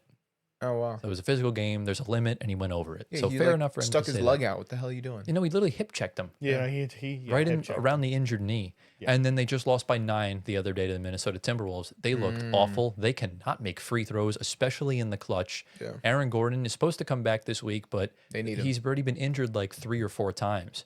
Let me ask you a question really quick. Yeah. How is Pat Watson doing? Peyton Watson. Peyton He's Watson. not back yet. He's still injured. Still okay, so maybe that's what it is. They got some injuries. Once those guys come back, That's my main argument. good. That's my main argument against not putting them in S tier because right now their defense looks awful. They can't rebound the ball, and Jokic looks ridiculously inefficient. The stats look good. He's averaging 28, 14, and 8. Right. His shooting splits are 48% from the field, Right. 30% from 3, and 75% from the line. Free throws have been killing them. yeah, that's not Jokic. It's not. And you see when durable players tend to, when they go down with an injury, when they come back, they're thrown off their rocker. That's why Mikal Bridges shits himself every time he feels pain during the game. Because I guarantee you, if he misses any sort of significant time, he's not going to be the same player when he comes back because he's played all these games. His rhythm, his equilibrium is going to be completely thrown off. I still have too much confidence in the Nuggets and in their ability to win in the playoffs. And I feel like when they get healthy again, I think they're gonna ramp it up, and I think they'll be ready. So I still feel like they're an S tier team. Like I said, it's a vote, so it really I comes say down S. to I would throw them in S, but they're going to be in the bottom. I think it's totally fair. I think right now there's just a little too many inconsistencies between them and San Antonio, Yeah. and I just think that's probably the best spot for them. Even though I do feel like if they matched up against San Antonio, the Nuggets will win that Yeah, because of experience, because of Jokic. But but as of right now, as of now, there's a very high likelihood they go into the playoffs without Aaron Gordon That's not good. And if they don't, and if they do wind up going into the playoffs without Aaron Gordon, they might lose in the first round. That is true. So, because right now they're like 4th or 5th in the West. So you're either playing Minnesota, They're 5th. LA, or whoever in the first round. And that's, You don't want to play Minnesota, I'll tell you that. well, it's not even that. If you somehow manage to get past the first round, you're in the same spot as last year going to Oklahoma City in the second round. Yeah, you don't want that either. You want to play them in the conference finals. Yeah. That's the spot rather than in the second round. So hopefully they can lock in. I still believe they can win the title. I just think it's a lot more bleak than it was beforehand. Yeah. And this is the first time I've truly felt concerned because you're also not getting the offensive capability of Cam Johnson that he did in Brooklyn. Yep. Right. So the Exactly. trade's not looking great on an offensive perspective at all. He's okay. He's been better defensively, but Michael Porter would have hit that shot against OKC the other night. Yeah. So it's unfortunate. And Cam would have made that shot if he was playing for the Nets. Probably. We all know this because you're just goated on the Nets. That's just kind of how it is. He's a Nets legend for a reason. But Nuggets up in S tier. Giovanni, it's time for you to get in your bag, my friend. We're talking about the Philadelphia 76ers. Yeah. A team in the Joel Embiid era that has never gotten past the second round. They are 0-3 in Game 7 situations. Yeah. How do we feel about this currently constructed team? So I can't go back on what I said about the Sixers in the beginning of the season.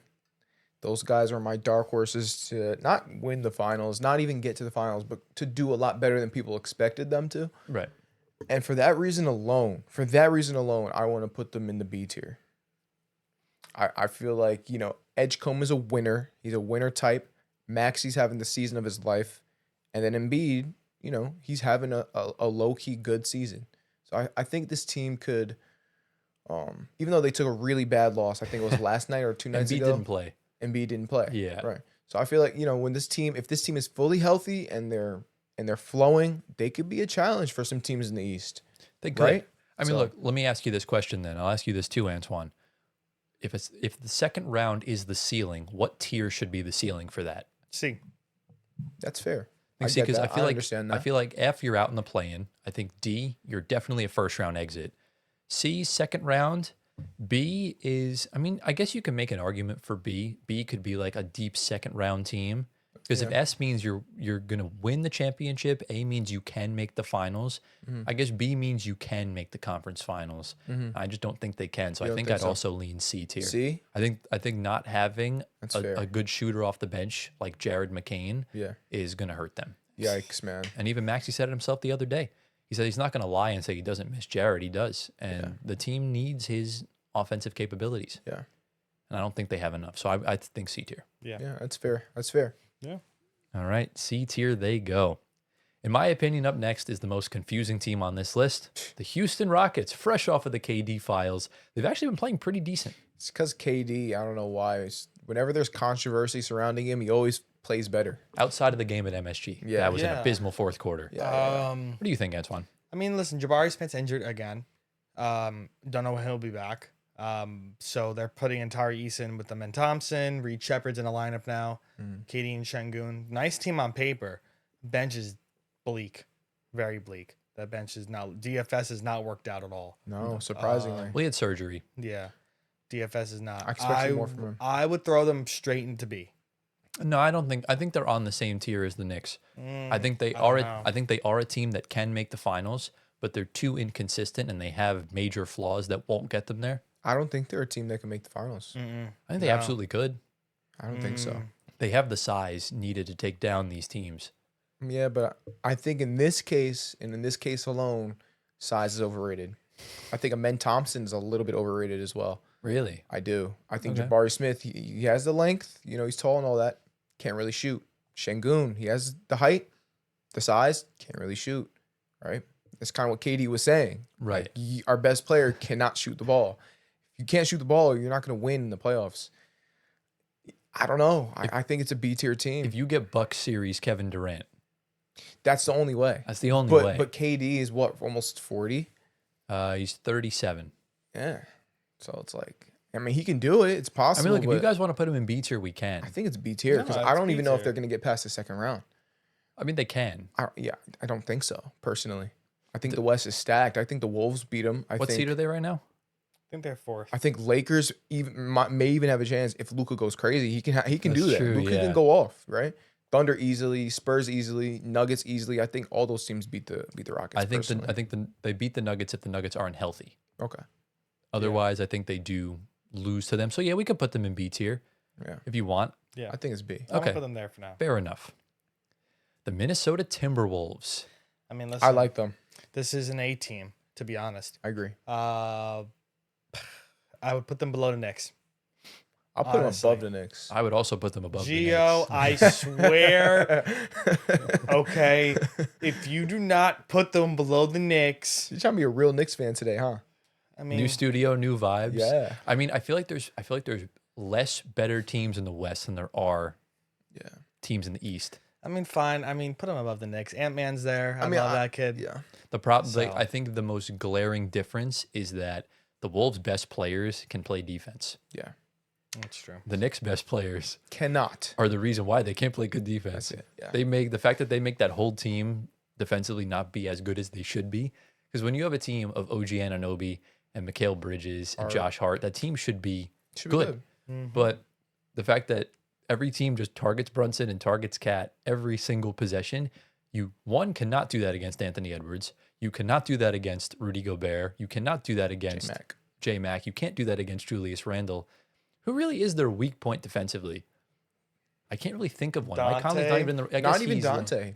I would say he's I the think he's- weakest out of the But rotation, he's still a solid on ball defender. but he's still solid on ball defender. They just got Io DeSumo, Yeah. who I am a humongous fan of. Yeah. They are, to me, like, they are so close to being an S. Yeah. But when I see Anthony Edwards in the conference finals, I get a little nervous. So I'm fine putting them in A tier. Yeah. I love Anthony Edwards, man. Good I think- player, man. I think A tier play. Yeah. Yeah. Wolves go in A tier. In my opinion, I do think they are the most underrated team in the league right now They are. because they're like the Pacers. They don't really do well in the regular season as much. When the playoffs roll They around, rise. they lock the F in do. and they play some good basketball Right. under both Finch and Mike Nori. So Yeah. that's kind of how it goes. All right, into the next team, we got the LA Lakers. Gio's favorite player of all time, LeBron James, plays on this very team. And you saw the whole drama with Luka and JJ Redick the other Yep. day. Mm-hmm. I was kind of see you tried to test Jared Vanderbilt again by standing up, and Yeah. He was playing good defense off the court. yeah, bro, This is I'm tempted to put them in the bottom 8 here. What? that's That's crazy. way too high, my friend. Way too high. I was thinking C, but B tier is probably more. You want to go highest B Realistic? tier? No No, way. the Rockets are very much better than No them. way. You're over here saying Luca and AR are gonna have heaters in the playoffs. No, and they're no, gonna no. go But far. I still picked the Rockets, but I said the Lakers could potentially beat them Yeah. because of Luca. But the Rockets are a better team, and they should beat the Lakers. not because of LeBron. And because LeBron, I was even thinking C tier, but No, the reason why they'll lose in the first round is Yeah. because of number 5, DeAndre Ayton. you think so? This Yeah. dude is it pisses me off so much. You're 7 foot. You can make mid-range jumpers. You are jacked beyond belief, and you are the softest player the league has ever seen. I don't even think it's soft. I think it's just mentally. Yeah, he's mentally he's soft. not there. He's mentally soft. He's It's not soft though. you don't but go. it's like you were given the most golden opportunity, a chance to play for the Lakers with Luka Doncic. Luka makes any big man look incredible. yeah. It's very And true. DeAndre Ayton looks like one of the worst players in the league. What did he say? He said, I'm not no Clint Capella. He said they're trying to make me Clint Capella. I'm not Clint Capella. Ridiculous. And Clint Capella said you're playing with two of the best floor generals in the game. Lock in. DeAndre I Ayton, love his response. DeAndre Ayton that night dropped 2 points on 4 Golly. rebounds. And Clint Capella that night had 4 points, 6 rebounds, and 4 blocks. Gosh. And he's still playing good Bro, basketball. if the Lakers had Clint Capella, they'd probably be better. Yes, they would be. Like Clint would probably average like 12 points off of lobs alone. Exactly. And look, Clint Capella didn't really work out for the Hawks, but I don't really think that team fit his MO because he doesn't move. Yeah. So I think a team like the Lakers would be a good fit for Clint Capella. Same thing with the Knicks. I was always manifesting it last year for Antoine, just never formulated. But So what do we think? B or C? I think I mean, if we were to Top put them, C? if we were to put them in B, I would want to move the Rockets up because they're definitely tiers That's apart. fair. Yeah. But I would say top C, bro. we could put them in C. I think C. You can do that for now. Top C. Yeah, Yeah. Laker fans are going to hate us for it, It's but then fine. again, you guys have bigger problems to worry That's about. fine. And their defense is terrible anyways. Exactly. JJ Redick is a competent coach, but I don't think he's as good as advertised. Right. So, it kind of is what it is. But they are starting to, gradually move on from the LeBron era. So we'll see what they can build around Luka over the next few years. Yeah. And see if they can contend. They're trying to build a Dallas-esque team, which is fine. All right, the Golden State Warriors. F. That's fine. No Fine with Jimmy. I know they have Steph. They have to at least be D or Steph's C. not back. Steph is not back. But he's gonna be back for the playoffs. He's literally only missing Okay. another week. Yeah, it's F tier, right, Anthony? Tyler, please. It's F. You cannot say they're worse than the Portland Trailblazers. You Oh, just, I no, would pick, they're I would they're pick not. the Blazers. I would No, they're absolutely not. not. I would pick the Blazers. They're not. No, No, they're not. they are not. They are Drew, not worse Drew than the will Blazers. clamp up Steph. No, he won't. Yeah, No, I mean, because then Draymond's gonna be back too when Steph comes back. Draymond's booty. No, he's not. Like, you're talking about a future Hall of Famer. Okay. Gio. You And? can throw him in D above Portland. I would put them in. I would put them bottom C if I'm being Nah. honest. Nope. Definitely not C. Okay, Nope, well- we can do D or F. We can put them in D. Yeah. We'll put them above Portland. Yep. Yeah, I was gonna say there's no way they're worse than the Portland Trailblazers. You cannot equivocally say that with Steph Curry on the roster. It's impossible. Did you see actually before we move on to the next team? There was like that trend of not tweeting until so and so scores how many points. Yes. So in November of 2025 or 2024 actually, a Pods fan account said not tweeting until Pods scores 30 points. And mind you, the night before that tweet, he dropped a donut. And last night, he had 20 points at halftime. And he finished the game with 22 points. Oh gosh. He missed a free throw as well. So shout out Pods for that, Mr. Untouchable. But anyways, I transcend You do. into the Phoenix Suns, our very next team. Oof. Okay. Listen. Don't we have an injury here? We do. Dylan Brooks. Dylan? Yeah. Yikes. That's going to drop him a level. little I bit. think. He'll be back for the playoffs. Will he? He'll be back by Will he be back? You know what I mean? it's his non-shooting hand. Okay. So he shoots typically, like the way he shoots is most players go like this. He pushes. So Interesting. Okay. he doesn't use the left hand when he shoots the basketball. All right, fair. We can throw them in C. I think top C. Top C. Would you take them over the Lakers? I would. Oh. I would, personally. Actually, I would. no, because Jalen Green is there. No, they have competent. No, Jalen Green, he had a good game. He's been playing better. Yeah. I think the reason why you could pick the Suns would be Devin competent Booker, bigs. Yeah. competent bigs. Mark Williams looks good, and Royce O'Neal. Royce O'Neal. Gillespie. And if Dylan Gillespie. Brooks is back Yeah, and he's playing good, I'm definitely picking the Suns. I mean, yeah, they've been really cohesive together. but the only reason why I want to put the Lakers and probably the Sixers in front of them is that the Suns are in the play-in right now. well, Are that's they? because the West is they dropped off, they're top haven't- playing. Well, yeah, because Brooks has been hurt. They haven't been playing They're as top good. playing. so they're 7 seed, Six. Yeah. 6 seed. Also, No, if they're 6 seven. and they're in the playoffs, Seven, so they're close seven, enough. If you want to seven. put them top C, we can. I would put them in the middle. And the Lakers are what, 6 or 5? Five. Yeah, they're 5 right Five. now. They're the 5th or It's 6th. like a game behind. They're like kind of neck and neck. So it's really up to y'all. I want to put the Suns above the Lakers just because I'm a hater of LeBron James. I mean, I think But- they were cohesively better than the Lakers did. Okay, so we can put them top That's the C. thing. It's like I think they do. If you think that'll continue in the playoffs, we'll put them in top C. Yeah. Okay. Top of C tier, they go. I feel like I just heard every bone in your body just Oh, crack. I love that. You are absolutely unk, my friend. I think the Lakers fans are going to absolutely hate us. I do That's think fine. we should move the Lakers Maybe up to we B tier. should. Okay, fine. Not to B tier, No. chill. Top C. Top C. Let's just put, all right, let's put the Suns behind the Lakers and call it. Yeah, let's do that. yeah. Let's just do that. And Gio's afraid of LeBron. Stands confirmed. No, I'm not. No, put it back. No. Nope, too late, bro. We can't. No takesies, backsies.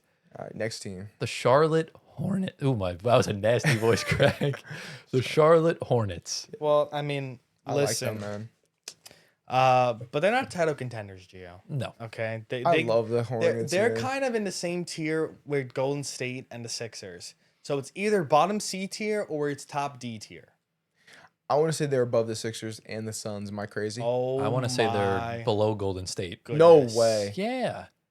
No Dude, way. Why? Why are they below Golden State? They're No way. the 9 seed. You're in giving the Curry East. too much. No, they're the 9 seed in the East. Okay. But listen, that team is so fun. Yeah, they're fun, but Come we said the on. same thing when they made the play in 5 years ago, and they got their backs blown out in the play. I think the Hornets can beat anyone on any given night. Well, so in listen, the play-in, they're gonna win. can I but pull in the up- 7-game series, they're probably gonna lose in Can the first I round. pull up the score? The Hornets are up 20 on the Celtics right now. What did I just say? Yeah, but is anyone out? For the Celtics? Yeah, Let's see.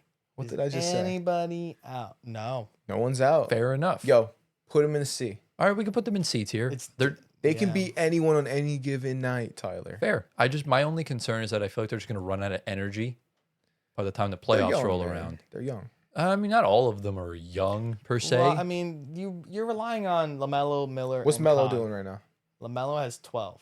Dang. Khan has 20. I need it. Oh, Miller has 16. okay, Miller, nice. Khan's going to need to be generational for this Jalen team Brown to go far. is Derek White has 27. Dang. Jalen Brown has 16. Pretty bad shooting night for him. That's right. He'll be fine. That's probably the reason why they're down So yeah, by 20. we can put them in C tier. Where exactly do we want to put them? I think they're say better than behind Philly. You think they're better? Yeah. I don't know. I think I think Philly's better because of Embiid, because of Maxey. No, their bench is worse than Hornets. No, but you know what? I kind of agree with you that I think the star players really show out in the playoffs. In the first round, I would trust Embiid and Maxey I agree. more than LaMelo and Knipple. So yeah, we'll put them bottom C. But I just want to see them in a playoff series so bad.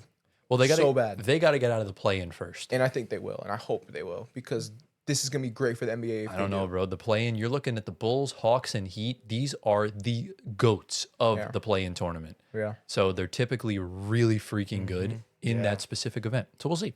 we will. And speaking of Jaylen Brown, it's time to get into the Boston Celtics.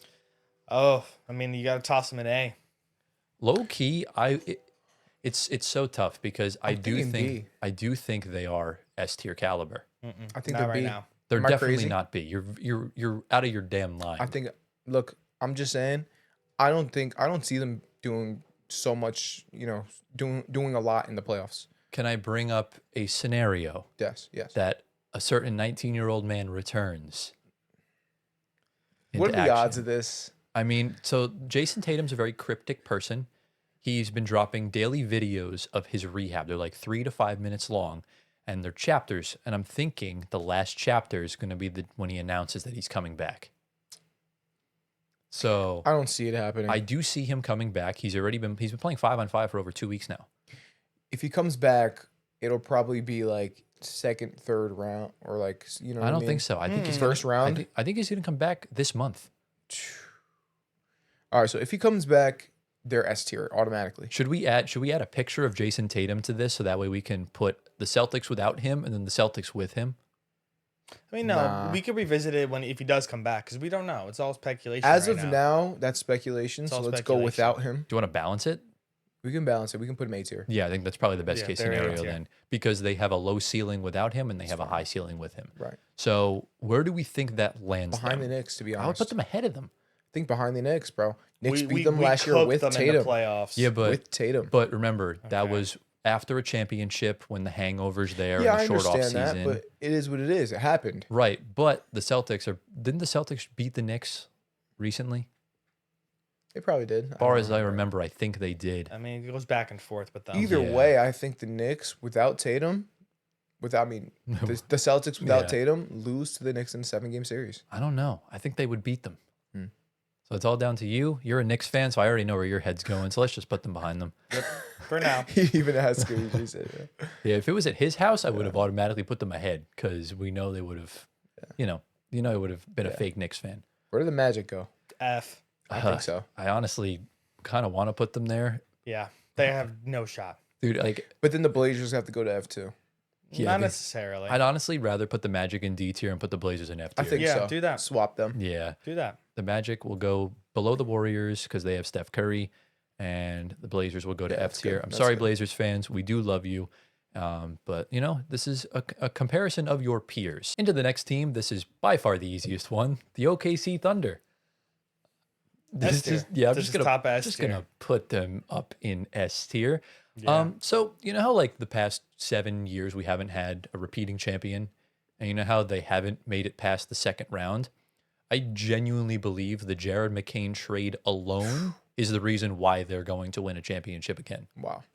Because Yeah. when teams stay the same, they stale out. People figure them out defensively, and they typically go home in round 2. We saw Yeah. that with the Celtics last year, the Nuggets, the Warriors, whoever, right? This Thunder team is scary. Like, Yeah. they are probably the best team. I know we've tried to paint every champion as a dynasty. I think this is the team with the best shot because you have the MVP, you have a very good second option, You have a freak of nature as your third option. You have a 7-foot brick wall. You have shooters out your ass, and you just picked up my sunshine.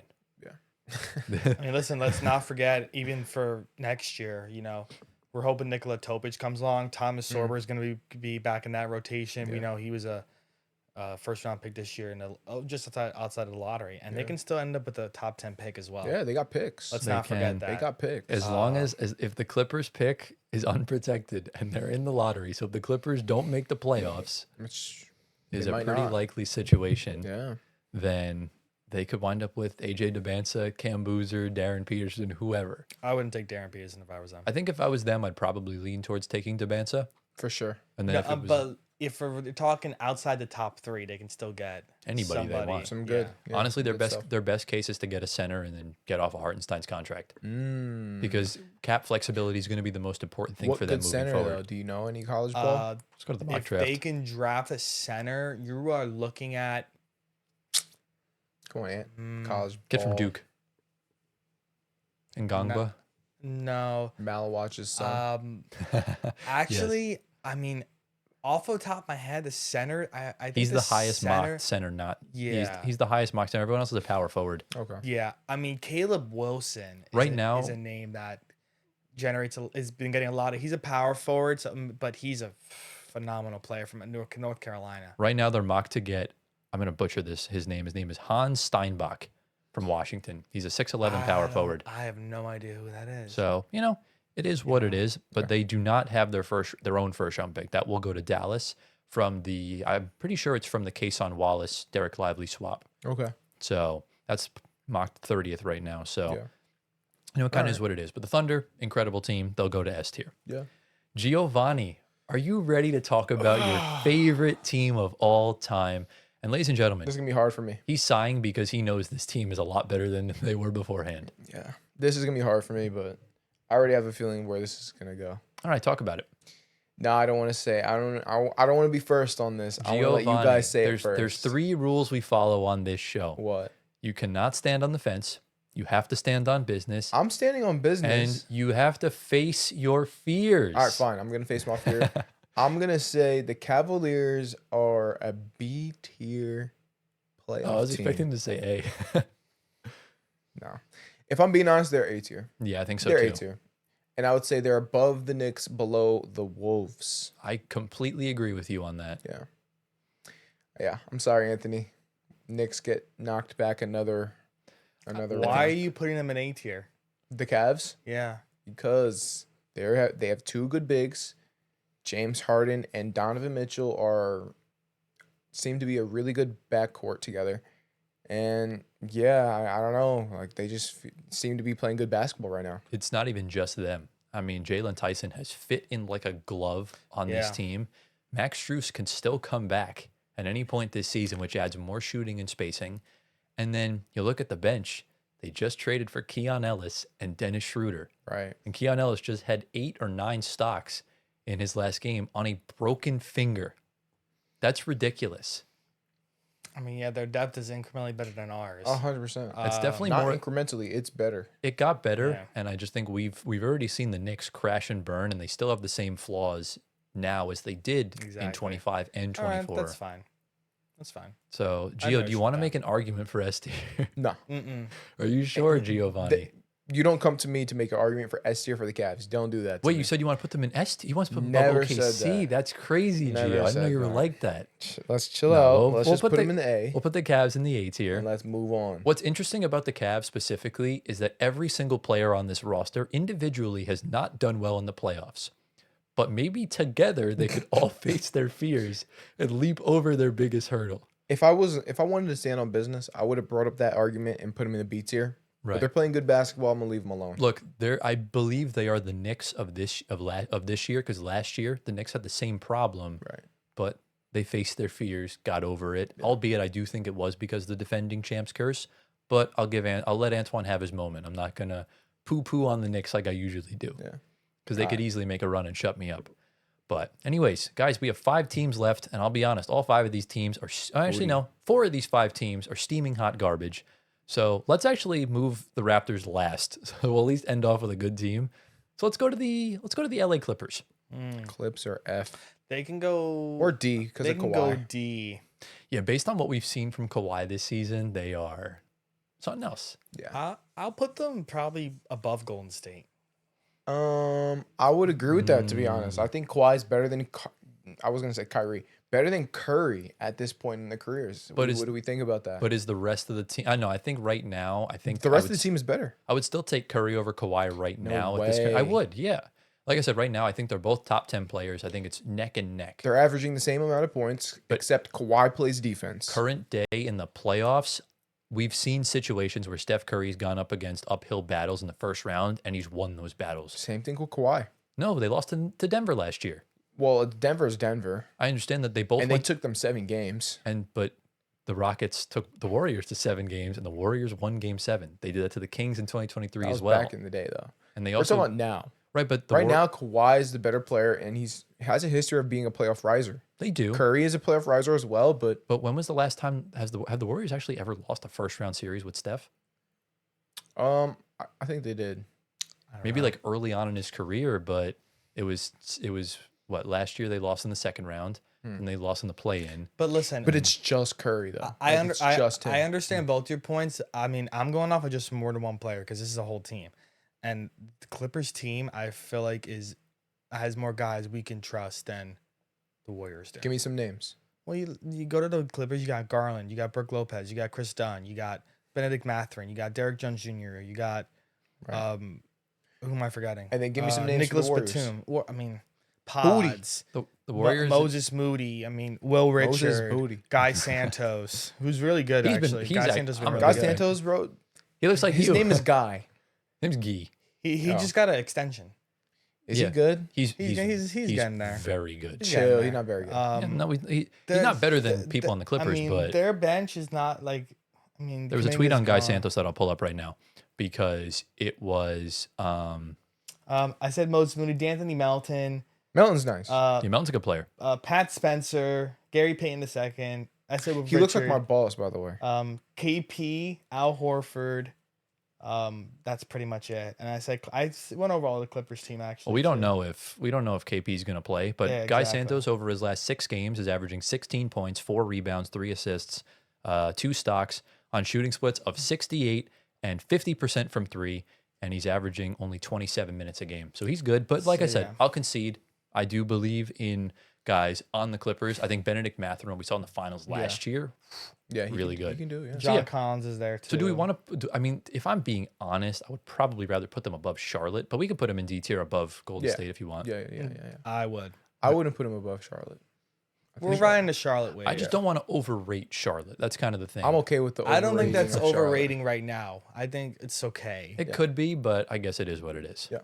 The Milwaukee Bucks. F. Giannis is back. If Giannis is back, this is C. Yeah, because they're a guaranteed first round exit pretty much, Yeah. like they have been the past 3 years. You can toss them above the Hornets. I think so too. They're definitely better than Charlotte, I would say. If Giannis is playing, they're better than Charlotte. Ooh, I don't know actually. No, they are. I think Charlotte could beat them. No, you got With Ryan Giannis. Rollins. You got Bobby That's Portis. it. Just Yeah, Ryan and you got MT. You got I think the Those guys experience. are not AJ good. Green. I think the experience of the KPJ. Bucks will get them past round 1. That's fair. Yeah. We'll just put them above the Hornets then. Their think role absolutely. players are significantly better than the Hornets ones. That's fair. In the first round, Embiid is like a demigod. In the second round, he's like Thanasis. So I guess we'll just keep that where it is. Yeah. We have 3 teams left. We have my preseason Hawks. finals pick, the Atlanta Hawks.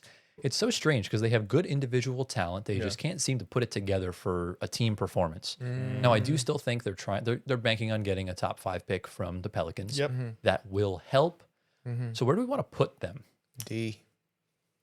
Because they are as mid can like ever get. You definitely get to put them in D, but I think they're better than the Trailblazers. I do think they are better than. Oh no, Portland. the F.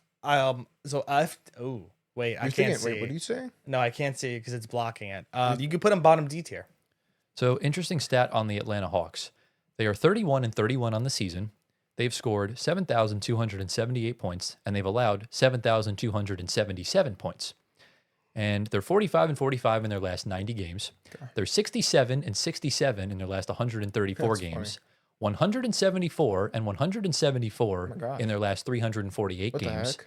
210 and 210 in their last 420 games. Hello? 785 and 785 in their last 1,570 games. They're 1,000. All right, bro. Nine. No. So they're as mid as it gets. Yeah. So where do you want to put them?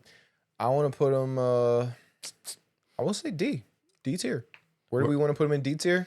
I would say above the Warriors because I'm a Warriors hater.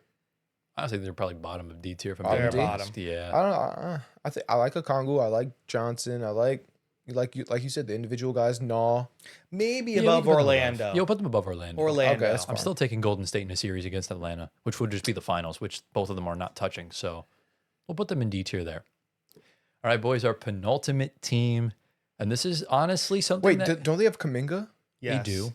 Dude, Kuminga's going off. He's going off, yes. I will but put him above the Warriors. And if they played against each other, Kuminga's going to go crazy. We know that. Oh, But they're in different conferences, They're we in know. different But still, conferences. I want to put him above the Warriors because of Kuminga. I like Golden State's chances against a team like San Antonio in the first round than I do against Atlanta going up against Detroit. I actually don't think so. I think, like I said, experience matters. Not that much. When you have literally no one and Steph Curry against some guys who are actually pretty good ball players. The Hawks had the Hawks got don't some have, guys. Hawks don't have Trey Young anymore. Yeah, but the Hawks But have Nah. Naw's been holding it down. Naw's holding Yeah, it down. but that's for Then the they got regular season. They got size, I'm right? talking about in the playoffs. No, hear me out. They got size. Johnson, Kuminga, Okongwu. They got size. They're good players. I think if they can figure something out, they can do some damage. I'd still take the Warriors. No, bro, I think you're overrating the Warriors so you're much you're right just now. a hater. I'm not a hater. Every- They just have no one. Every time I overrate the Warriors, or Anthony, can you decide? every time I underrate the Warriors, they prove me wrong. There's a reason why they got to the second round But the last year. difference is they literally have no one. They have no one but Curry. That's the only difference. He's not wrong. He has a very good point. So you're the What do you want decider to, here. Anthony, decide? They're definitely worse than the Clippers for sure. So it's up to you. It's tough though, because I mean, Steph's coming back from an injury as well. Draymond has not played. I mean, I'm probably leaning towards Dio a little bit because that depth for Atlanta is insane, but they didn't have been getting it done. Neither have the Warriors. They both suck. Yeah. I mean, the insane Warriors. amount. Just the Warriors, choose, bro. I mean, the Warriors just beat Denver the other night. But Denver's on a downsize right now. Tyler, I'm sorry. I'm gonna put Atlanta Let's up one go. spot. All right, let's go. fair enough. Put them I on Thank disagree God. Get the Warriors completely. out of here. Put But them up that's one fine. spot. Anyways, into the penultimate team, the Miami Heat. This is F. They've been. No, I don't think they're that bad. No, they're bad. But this is Eric Spoelstra. Yeah. Above Orlando. I'll say that right now.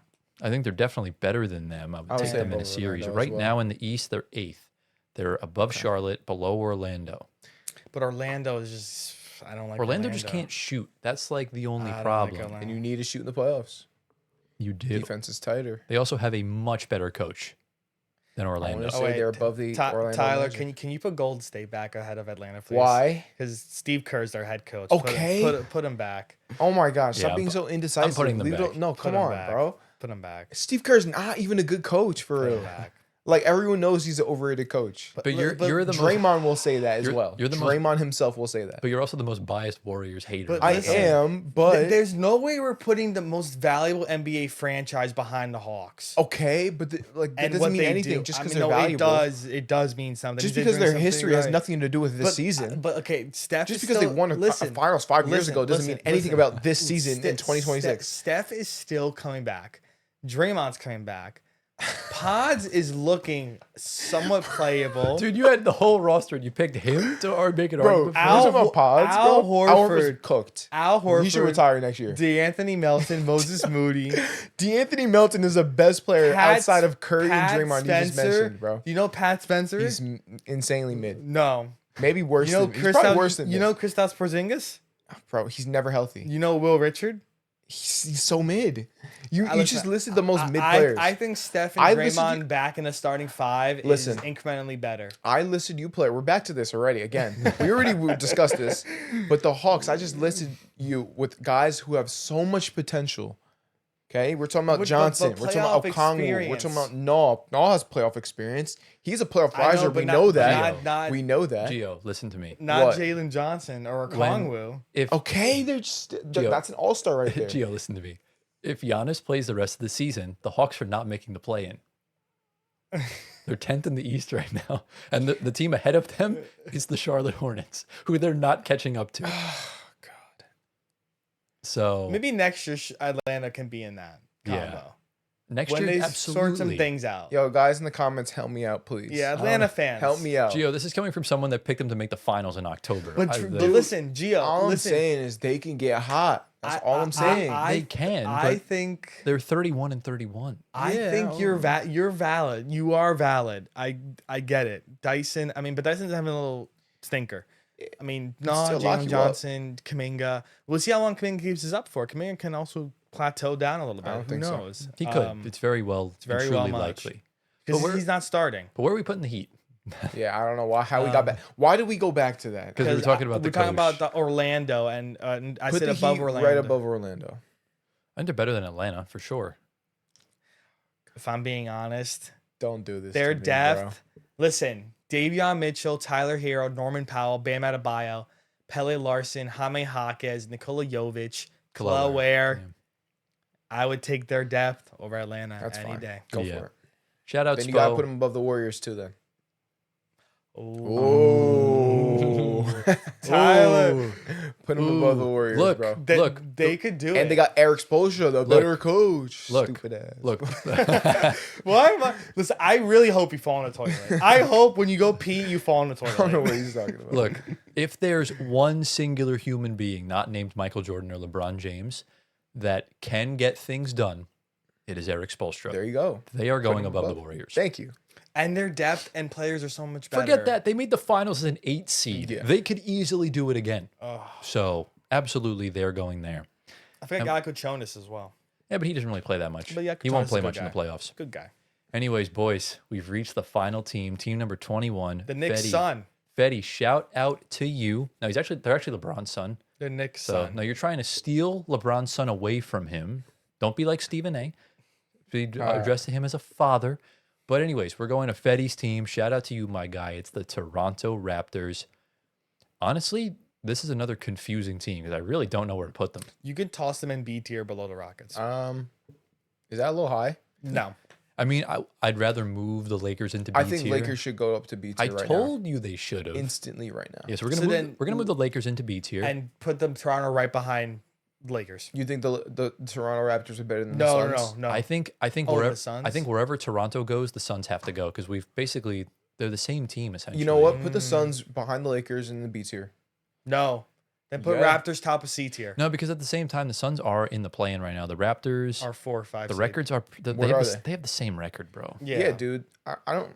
I think the Suns are better than the Raptors if you ask me, but I'd probably put the Raptors in C tier then behind Phoenix. Yeah. behind Phoenix Exactly. in Yeah. C tier. Exactly. I will put Phoenix behind the Lakers in the B tier. Am I crazy? Do you think there's a whole tier better? I think All right, maybe I should- you're a maybe I should little calm down. high on I should calm a Phoenix. down. little Let me bit, calm especially down. with the You're a injury to little Dylan high on Brooks. I'll calm down. Phoenix. I'll calm down. So then maybe I feel like the B tier is like, I don't know, like there's not enough I teams like there. Toronto in the B tier at the end. I think it's fair to say that like the S tier, these are the teams that we're confident can win the title. Yeah. A tier are the teams that we think can make the finals. Yeah. There just might not be a lot of teams that are kind of in You know what? between that and like a definite first round You know exit. what? I agree with Anthony. Put the Raptors in the B tier because it seems like we need to put them in the B tier. Fair enough. We'll put them at the bottom though. Yes. No, they're- also they because I are feel the like- bottom. You know, there's two teams from the West in the B tier. There needs to be one representative from the East. There has to be. Does to that put in the mean B does tier, that I mean we feel need to like. move Orlando or Atlanta down to F tier to have a representative? You could low key move Orlando. Not Atlanta. I don't know. I think I'd rather take Orlando in a playoff series. Yeah. Okay. We still think Portland's an F Let's tier? just leave it alone. What do we Yeah. say? Let's You say know, it's honestly, pretty if it's I'm being pretty honest, even. If you're being honest, Gio, If I'm being what's your so gut saying? honest, Paolo sucks. So Dude, didn't he just have a good game the other Wanna see night? what he did for me? I'm pretty sure he just did. I know, but their starting 5 is so mid right now. Paolo's booty, bro. Desmond Bane's the only good player right now. Because I have him Paolo- on fantasy and I know. Yeah, he did drop 37 for me last night. Yeah, I was gonna so- say, really. What are you talking about? but only Okay. 28 fantasy points. But anyways, that's very rare for him. So by I the mean, way. if you want to keep it the way it is, I just feel like we need to at least either move Portland out or move another team down with them. But if we want to keep them there, we can. Do we really think Portland's an F tier? yes, compared Uh, to these guys, yeah. yeah, So But I Clay- said we honestly we can move the Hawks down there. To be honest, If I'm Yeah, being really honest. because they have a legit chance to not make anything. That's fine. So Yeah. we'll do that. That's fine. They're above Wow. Portland for sure. Even though I really wanted to put the Hawks above the Warriors, you guys I know weren't you going did. for it though. And then, If this was my list, the Warriors going F tier. To be honest, are there any other That's 'cause it's your changes list. that we want to make? Uh, I think it's solid. I think it's fine. All right, boys, and that's the tier list. I'll just read off for the audio listeners what the tiers are like. So in F tier, we have the Atlanta Hawks and the Portland Trailblazers. The D tier is the Clippers, Heat, Warriors, and Magic. The C tier is the Suns, 76ers, Bucks, and Hornets. B tier is the Rockets, Lakers, and Raptors. A tier is the Timberwolves, Cavaliers, Knicks, and Celtics. And the S tier, the Denver Nuggets in fourth, the San Antonio Spurs in third, the Detroit Pistons in second, and in first place, the best team in the NBA, the OKC Thunder. And boys, let's make a deal. If the Thunder win the championship again this year, I say in next year's tier list, when we do this every year, we'll put them in a brand new tier at the top. We'll just call it like Dynasty. Because I think if you win back to back, you're well on your way to being a dynasty. Yeah, Yeah. I agree with that. That sounds good. So boys, how do you think the tier list went? I think we nailed it. For right now, where they are. Yeah. Obviously. We got a good list. I know Gio's hating everything about the Cavs being as high as they are. Yeah, Mm. if this was my list, the Cavs would be a little bit lower. The Warriors would be lower. The Hornets would be higher. Mm. The Sixers would be higher. Crazy. Yeah, I'm a little crazy. You but are a little that would be- crazy. and the Celtics will be lower as well. So yeah, I think you're underrating the Celtics I probably am. because they're really solid. Because without Jason Tatum, even if he doesn't play, you still have Jaylen Brown, Derek White, Peyton Pritchard's been popping off Yeah, he has as a sixth actually. man. You're right. Nemias Cade has been blossoming. Yeah. Like they're a They good got some team guys. still. Yeah, Yeah. and Joe Mazzulla He's a good coach. he's a freak. I love Joe Mazzulla. he's awesome, man. He should Yeah. win Coach of the Year in my opinion. Yeah. And yeah, we'll kind of see what happens from there. So, do we have any other final questions on the tier list? Nah. No, let's go. So yeah, ladies and gentlemen, that concludes the tier list. Let us know down in the comments who are your top contending teams. Who would you put in S tier, and who would you put in in F tier, and what was the craziest sort of prediction? So, boys, we're ready to get into the outro. Yeah. And with that, ladies and gentlemen, that brings us to the end of episode number 98 of the Floor Spacer podcast. Giovanni, G of the week Oh, and word of the week. G of the week. Oh man, I gotta pull it up now. I should have had it ready. Exactly. Yeah. Want to think of the word of the week while you do that? The word of the week is going to be. Let's do. First word that comes to mind. Puerto Rico. That's words. That's All right. 2 words. Alien. Alien. Yeah, do alien. Because you Yo. saw one. If you know, you story know. Planet. Yo, subscribe to the members only. You know what I'm saying? From an actual other planet that maybe was 2 feet tall. Yeah, he was watching Spurs highlights at 2 a.m. Yeah, that's how it that's goes. funny. That's funny. Exactly. All So right, comment alien if you're still with the flow of the video. Well, still Wemby. You could. Well, that's Wemby's nickname. Yeah. So Gio, what is the G of the week for this week? G of the week. I'm trying to find that. Was it in the Harden video? I think it's in the Harden video. No, it was in the 10K. 10K post. It was I in got a 10K you. post. I got yeah. it here. Oh, the 10K post. Oh, Yeah. nice. Yeah, let nice, him read nice. it. Here it is. It's from Janny Boo. Yes. Janny Boo. Janny Boo, 16. Comment is on the screen. says, Congrats! Exclamation point! Exclamation point! Exclamation Really, point! Gio? Been watching for so long and it finally happened. Well deserved and hope great things for you. So Thank shout out to you. you, Thank you Janny so Boo much, 16. Janny. Thank you, Janny. Appreciate it. Clap it We up do. We appreciate for the it. legend, Janny Boo.